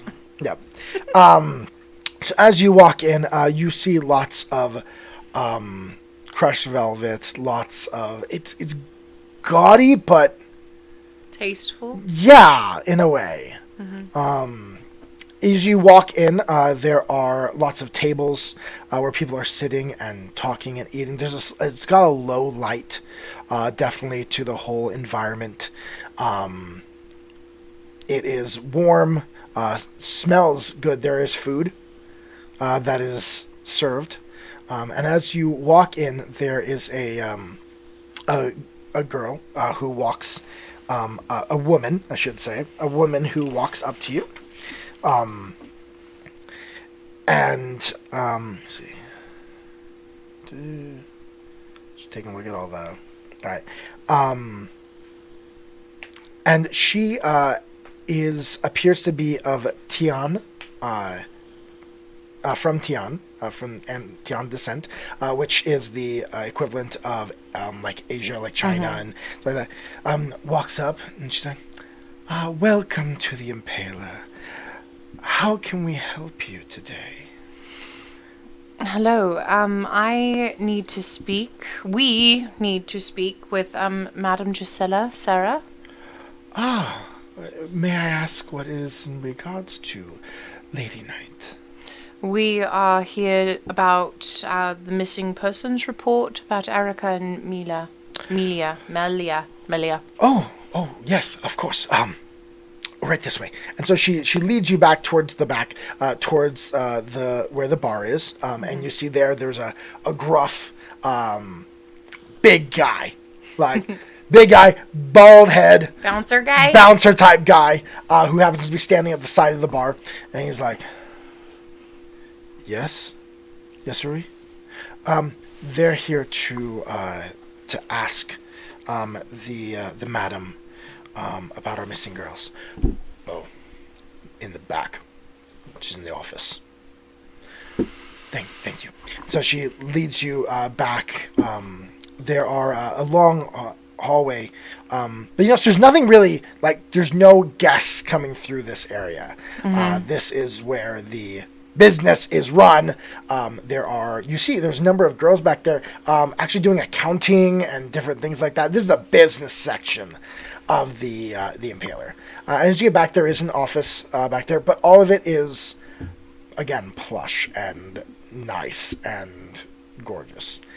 There's art all over the place, but all of it is risque in nature. Yup. And leads you to the back to the a ornate, beautifully carved, heavy wooden door. And she lightly knocks on the door. Madam Gisela, we have some Hell Knights here who are here to talk about Erica and Melia.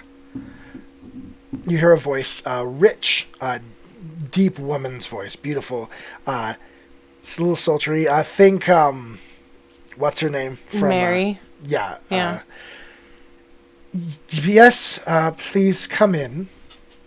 And she opens the door and ushers you into the office. All right, so You see a office, big desk, ornate. There's really nice things in here, but not gaudy. It's kind of like here you all of a sudden feel like things toned down a little bit. This is her place of logic, of thinking, of running her business. Outside is the marketing. This is the business center. And so she's there. She has her journals open in front of her. She has her ledgers open, and she's there. What you see before you, though, is a beautiful tiefling woman. Red skin, horns, white hair. Oh, wow. Going down her back. As she's sitting in an ornate black and with gold trim chair that she's sitting at her desk. And she looks up at you and says, "Yes, how may I help you? You're looking for my girls." Yes, ma'am, madam. We're sent here from the Citadel to ask after Erica and Melia. She gives you a look real quick. "Does being here make you uncomfortable, my dear?" I can't honestly say no. "Oh, you're sweet." "My dear, you're too pretty to be a Hell Knight." Thank you for the compliment. "You don't quite fit the armor the right way. You'd look better in different colors. All black, I think, doesn't quite fit your complexion." Again, thank you. But we are here to speak about the girls that have disappeared. Yes. Erica and Melia, what can I help you with? Well, can you tell us when you noticed they were missing?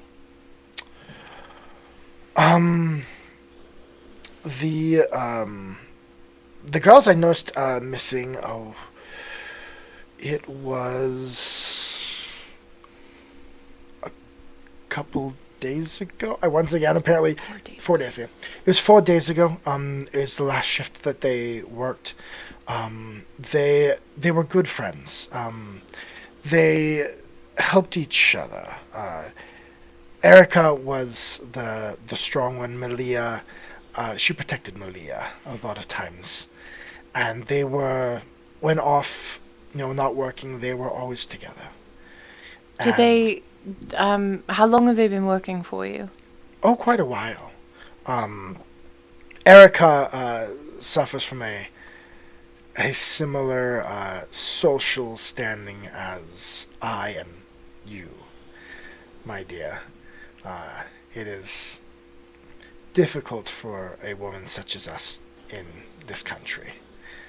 And so she came to me early in her life as she began to become a woman and needed a way to get by. I can understand that. So Erica's been here for a very long time? Yes, she is. She is one. They're almost. Wait, so is it Malia that's the tiefling? Or Erica. is it Erica? Erica's the tiefling, okay. Erica's tiefling. Malia is human. Sweet human girl. They really are opposites. Erica is very strong-willed. And whereas Malia is so sweet, and because of that, in this line, there's a certain type of clientele who tend to prefer the sweet, and they're not always nice men, if you understand. Mm-hmm. And so Erica would protect her at times, and so they stuck together. And now they're both gone. Did they normally work together as well? Or was it just... They generally attracted a very different clientele. All right. So they didn't necessarily work together. They tended to take similar shift times. That way they could spend time together in their off hours and things like that.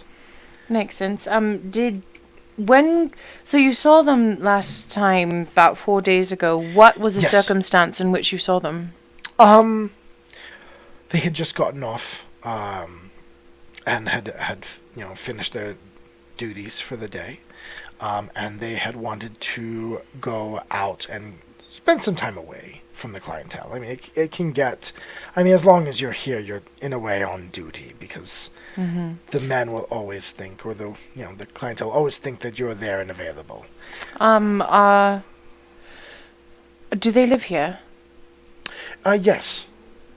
Yeah, my girls live here. I protect them. All right. You wouldn't want to have them very often alone. I wasn't too worried about it because Erica was with her. And Erica knows how to handle herself.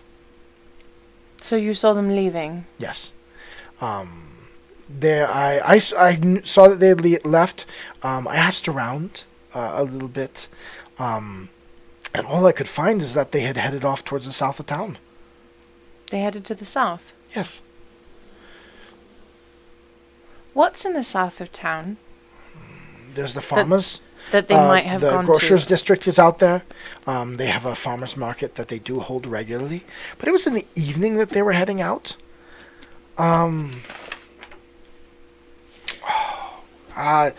They might have been heading out there for a drink at, what is that place called? Oh, there's another bar out there. It's a dive. It's a fairly low class. I prefer to stay away, but there is another drinking establishment out that way. Is there anyone that had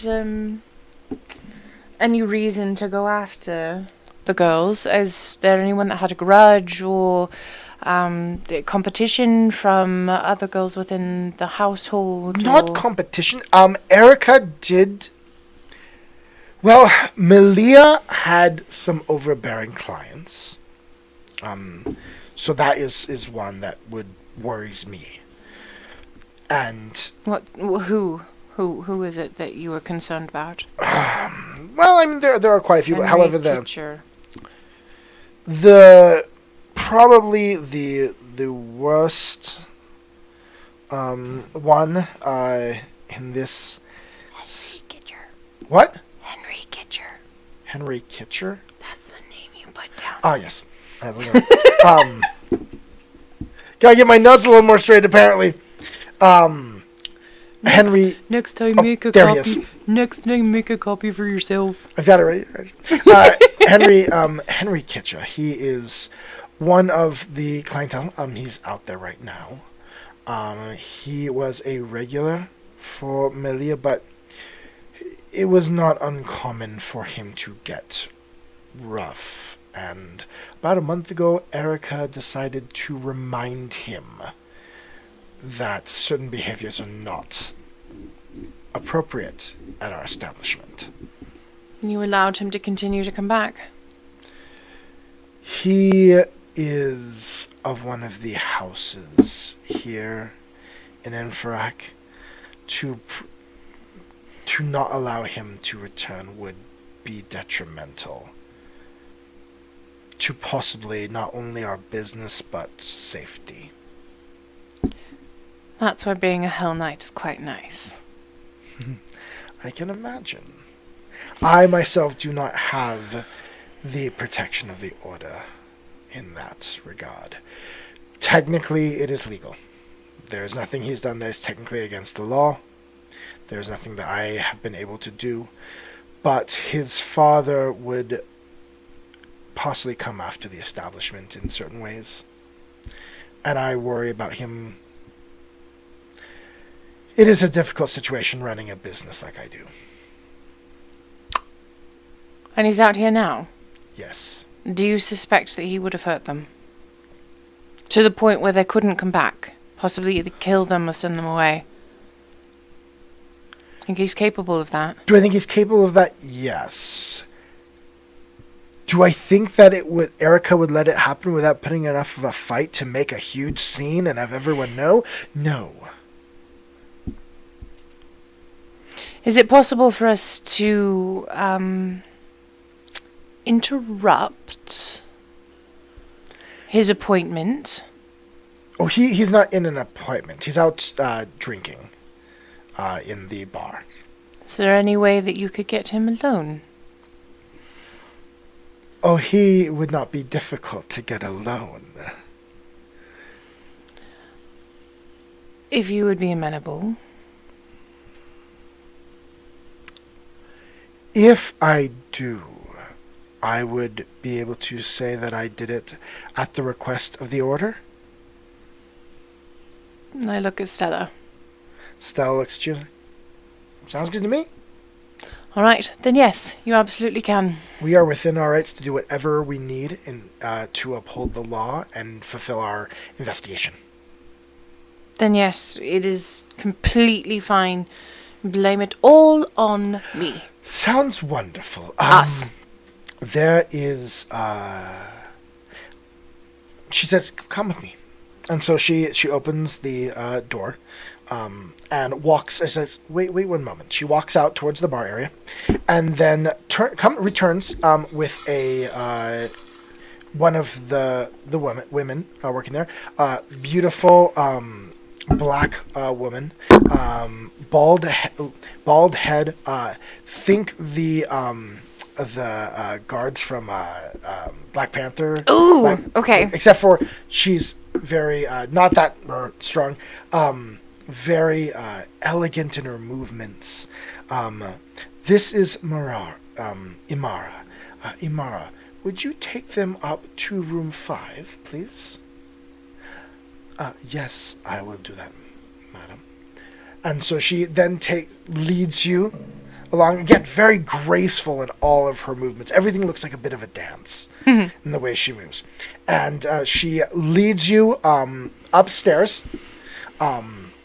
to the room. You notice as you go through the floorboards don't squeak on the stairs. The floor as you walk doesn't creak. Everything here is built to be silent unless it's intentional. You hear nothing coming from the area. You just hear everything coming from downstairs. People drinking, laughing, talking. There's some music, light harp music playing. She leads you to one of the rooms and opens up the door. Beautiful ornate handles, opens it up. You see in front of you a 4-poster bed with drapery of, again, blacks and yellow and gold. Some, there is a mirror on the ceiling. There is a huge tub over on the side, big enough for multiple individuals to crawl in. And there is a dresser. Everything's done of it. It's wood, but it's almost a black wood. So it's like a black stain. Yes. On all of it. On all of it. And then, again, gold. There's a lot of rope and different things draped in places, and it's black and yellow cords wound around each other.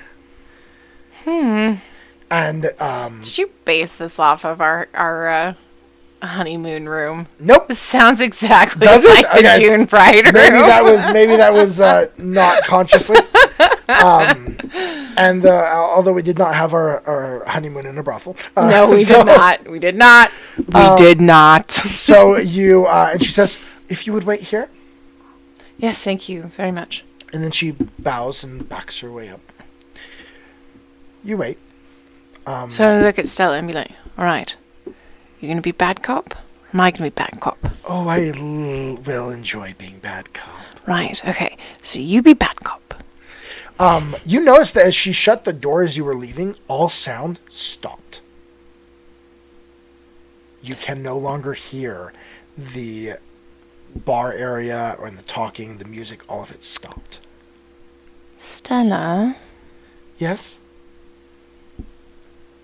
do you notice that it's soundproof in here?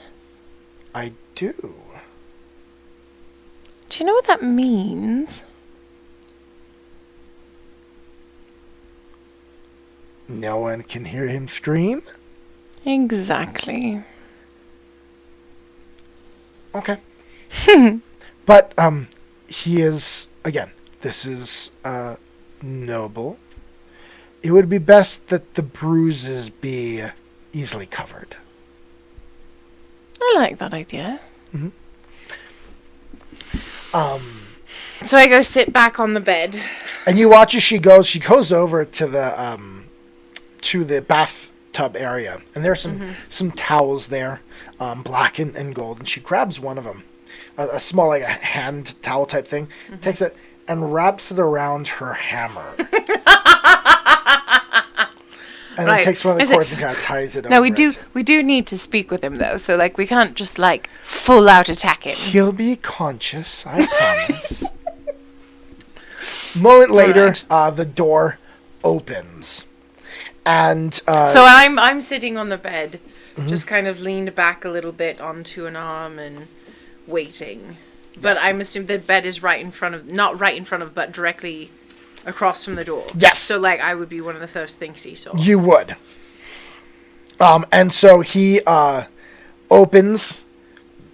Excuse me. He opens the door. Suddenly opens, and you see a girl, Veresian in her coloring, and she's very a little bit darker skinned, dressed in kind of a gypsy type attire with really big hoop earrings and bandana slightly tied over her head, and she has the hand of a young man, blonde haired, little bit of scruff on the face, but he does kind of show a little bit of the red face from drinking quite a bit. Well groomed clothing, very well made and tailored, and he comes in, oh yeah, that sounds great, Lola. And all of a sudden Lola's like, "Ah," and she takes his hand and then drops there and says, and turns around and walks her out the door. He's like, Looks over at you.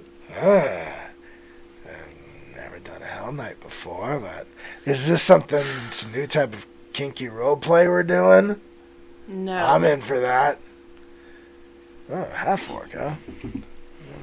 So I rough, get huh? up.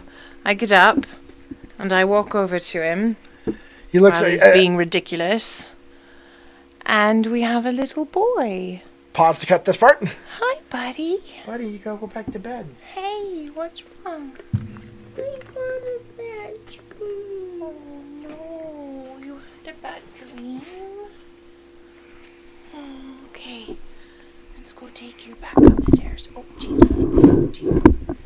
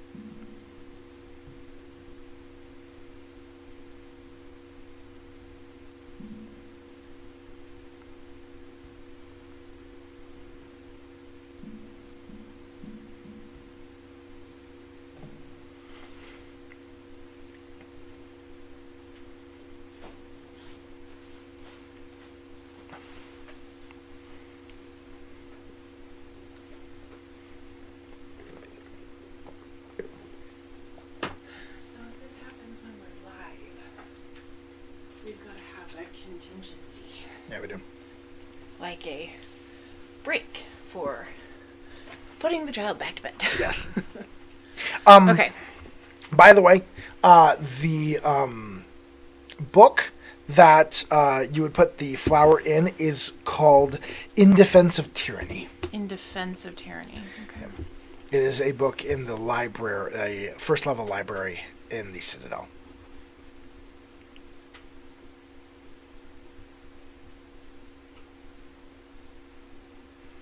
And I do a blue flower. Yep.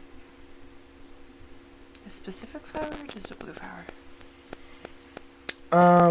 We'll just do a blue flower.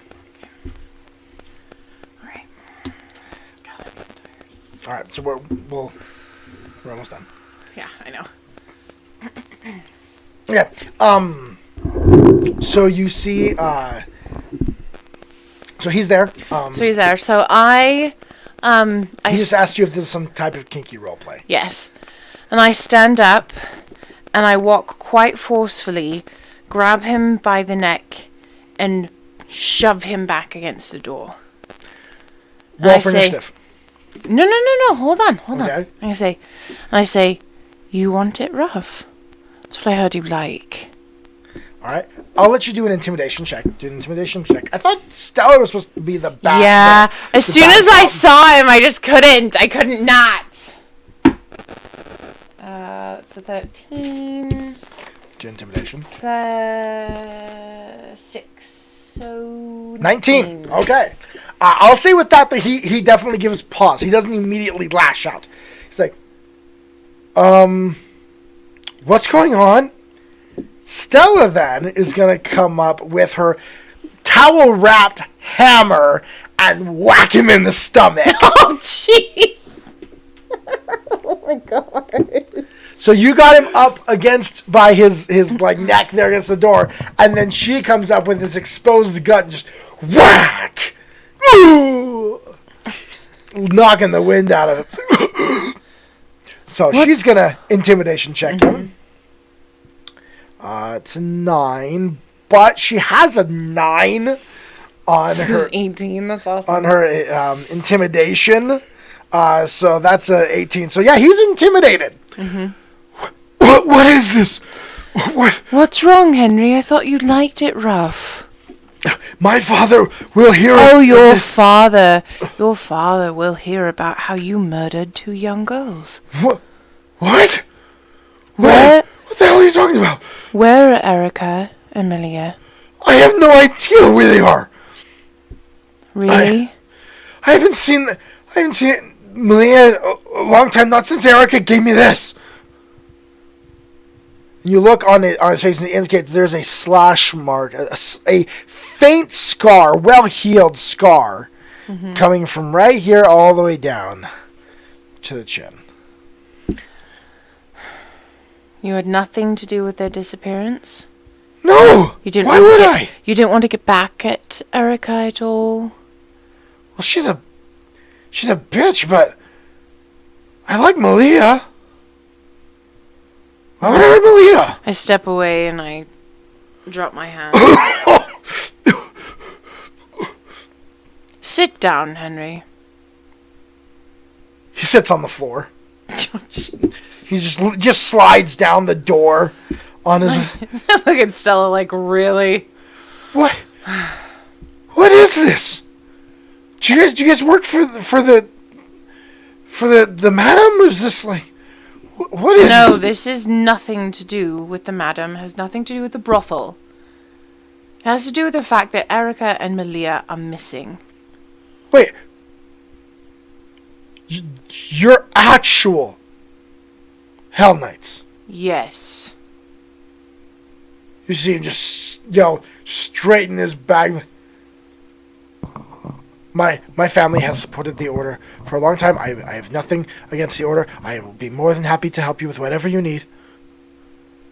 I have no idea where they are. It was a week and a half, 2 weeks ago that I last saw them. We hadn't been back because my father's clerics had to heal the scar. I didn't want to go out with a huge mark down my face. Your father knows what you do. Yes. Your father knows that you abuse the women that you would come to.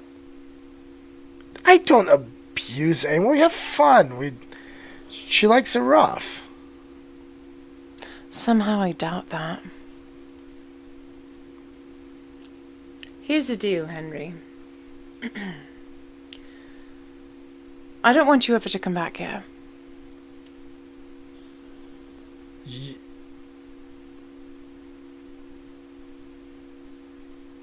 Ever?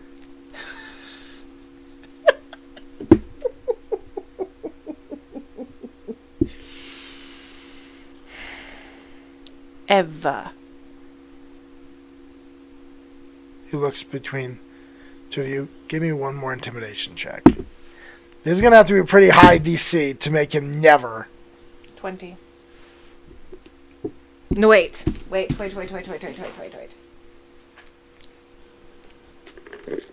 18. Not 20. 18. Okay.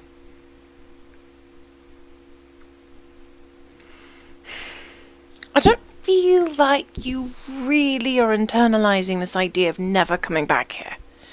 I look at Stella and I say, do you feel like he's really being honest?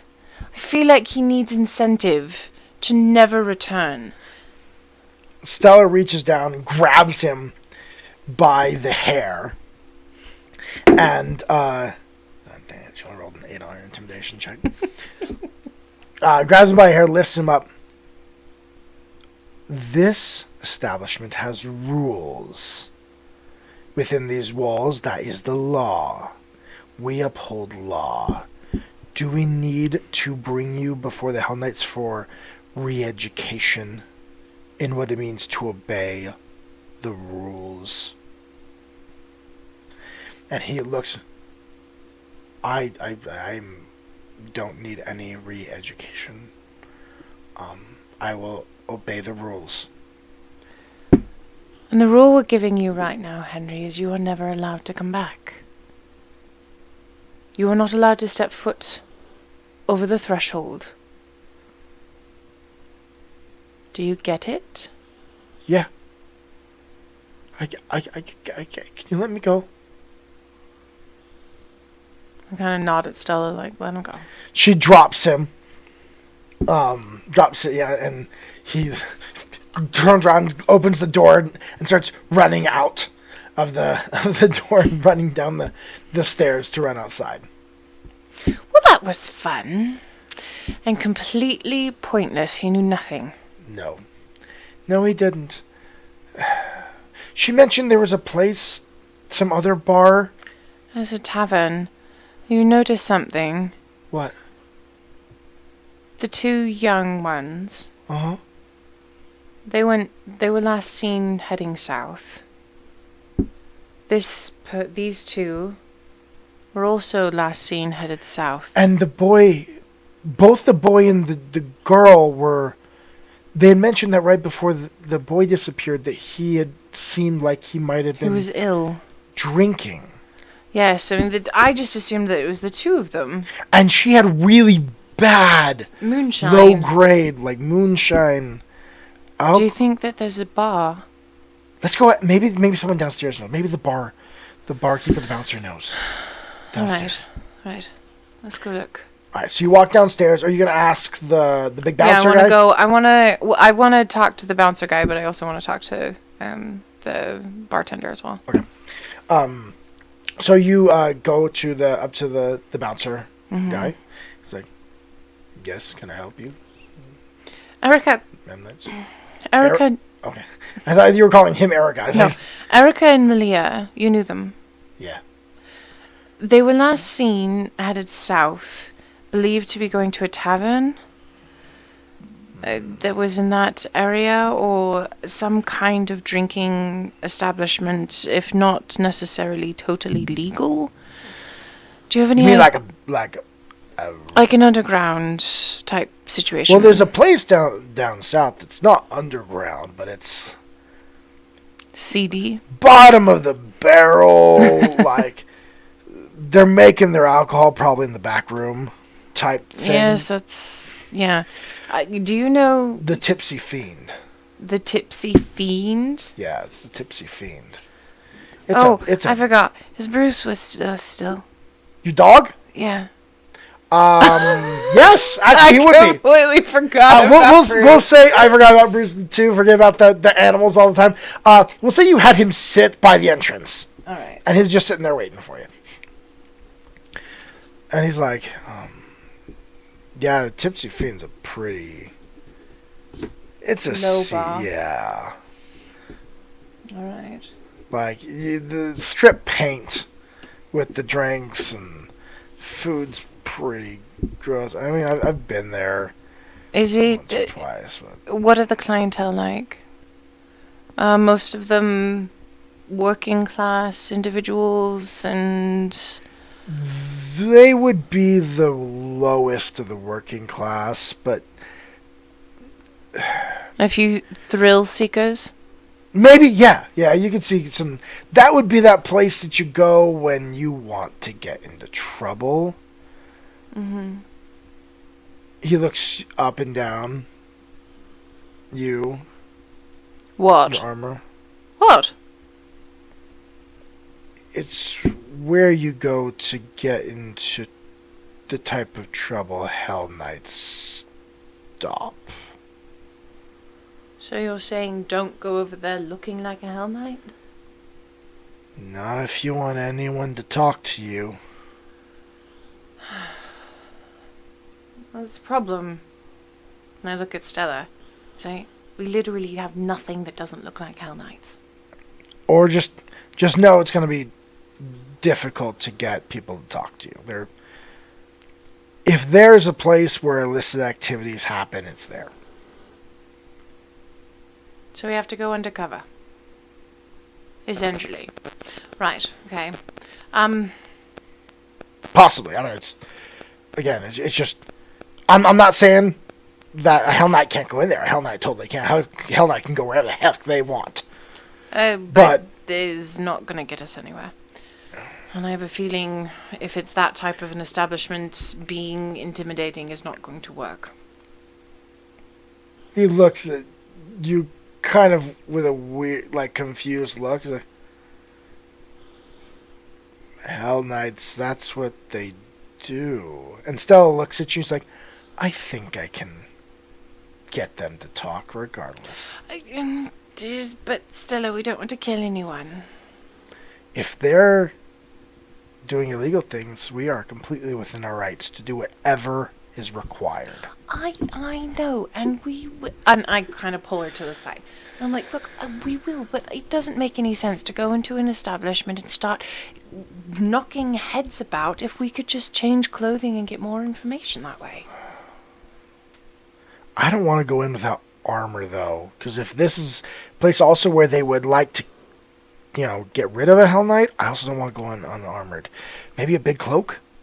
That'd be fine. Cover ourselves. We could figure out a way to make us look less like Hell Knights and still have our things. I mean, rangers are a thing, right? And rogues and whatnot. We're not a ranger or a rogue. We're a Hell Knight. We could dress as one. Yeah, but then I won't have, I'd prefer to keep my protection on me.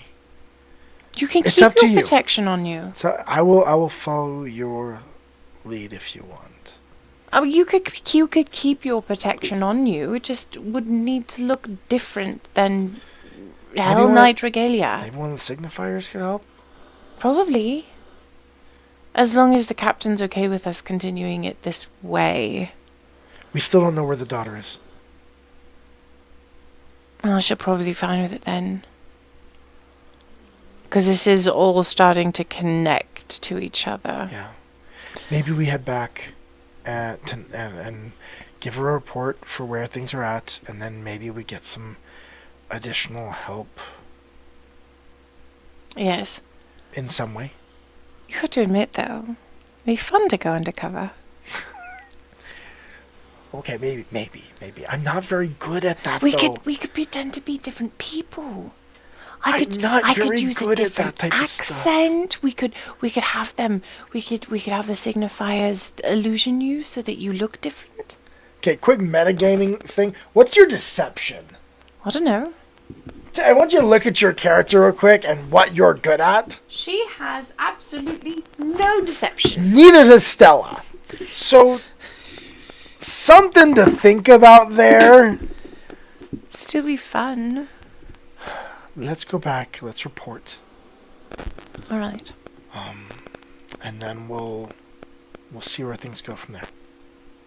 I still want to do it. I think it will be fun. She turns and real quick and turns to the bouncer. And wait, she looks back to you. You have that dog, right? Yes, Bruce is out She there. turns back to the bouncer. Do you have anything of Erica's or Elia's, something that was theirs that they owned? Oh, that's a really Can't good you idea. use a dog to Yes. sniff things out? And Yes, of course Bruce could do that. And I go, and I call Bruce in. And dog comes. Everyone's kind of like, what the heck? What's the dog doing in here? It's this big black dog huge comes Cane Corso. walking up there to you. It's like, And the body's like, hello? no Hello, dogs in the Bruce? establishment, please. Bruce is a part of our team. He has to be here. What do you want with the dog? Go get something of Erica's or Malia's, and he'll be able to smell it and then find them. Okay, all right. So he runs back and goes to wherever their rooms are, grabs a piece, maybe a shirt from each of them that they would have been like, here, these would have been theirs. He hands them to you. Sorry. Right, so I take them, and I rub them down, and I hold them out for Bruce to smell. And I say, Bruce, love, we're looking for these girls. I need you to find them. Comes over, starts sniffing the garments, and then sniffs around. Doesn't really go anywhere. He just kind of seems to not be able to pick up a scent at the moment. Let's go. It's too muddled. Let's head outside and see if he can smell it. So Right. I keep a hold of their clothing, and we walk outside, and I say, all right, Bruce, one more time. Come here, darling. All right, so he smells that there. Will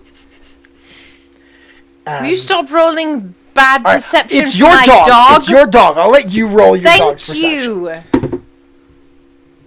14. Okay, there we go. Plus whatever the dog's perception is. Dog's It doesn't say. perception. Doesn't it say on there? Ooh. +4 Yeah. bonus to survival checks to track. Yes. So You don't have survival at all, 4. so it's 4 plus that. So 18. 18. Okay. So he starts sniffing around, and then you see he goes down to the ground and starts sniffing, starts walking south, and then kind of stops, and just kind of circles around a little bit, goes a little farther south, and then stops and looks back at you.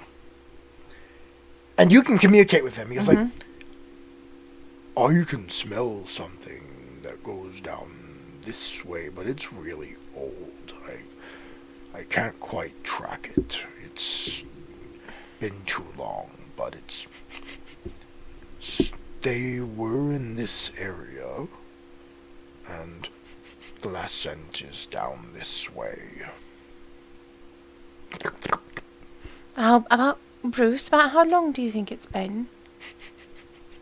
Days.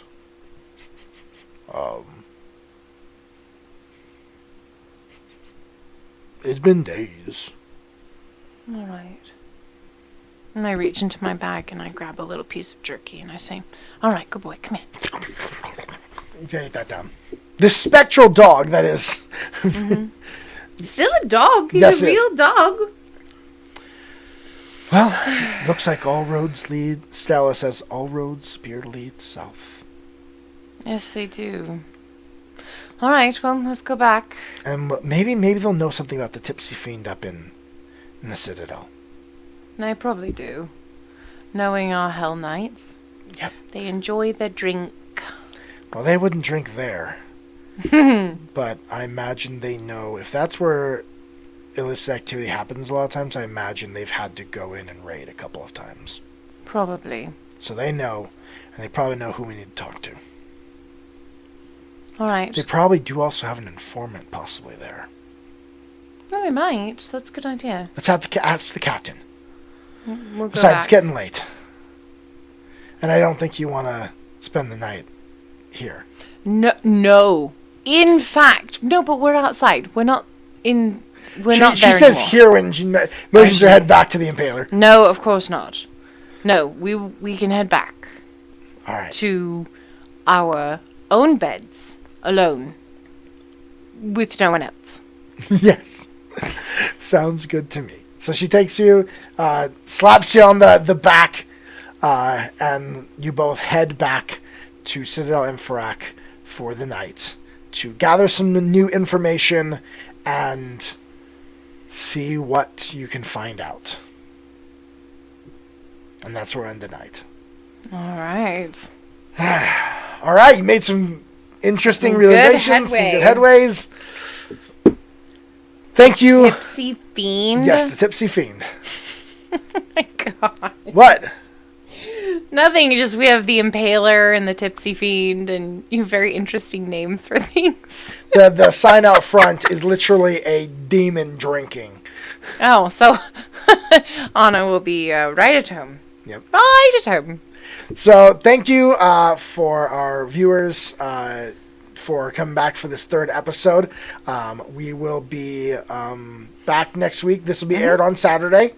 Yep, this will be on Saturday, and all of our episodes are going to drop on Saturday until we get to the live shows, which are going to be on Twitch, and we will let you know when that starts, probably in the next couple of weeks. We'll be doing that. You can find us on YouTube at Party of 2 RPG and also on Instagram, also at Party of 2. That's number 2. RPG. You'll see that down in the bottom corner of your screen. And please subscribe and ring the bell. We are really happy to bring this content to you guys, and we just want to know if you like it, so please subscribe. Please subscribe. If you have questions, if you have comments, if there are rules that I'm not quite ruling quite properly on the way that works, please let me know. But the rules are guidelines, and story is king here. It's true. So, thank you all, and remember, it only takes 2. Night, guys.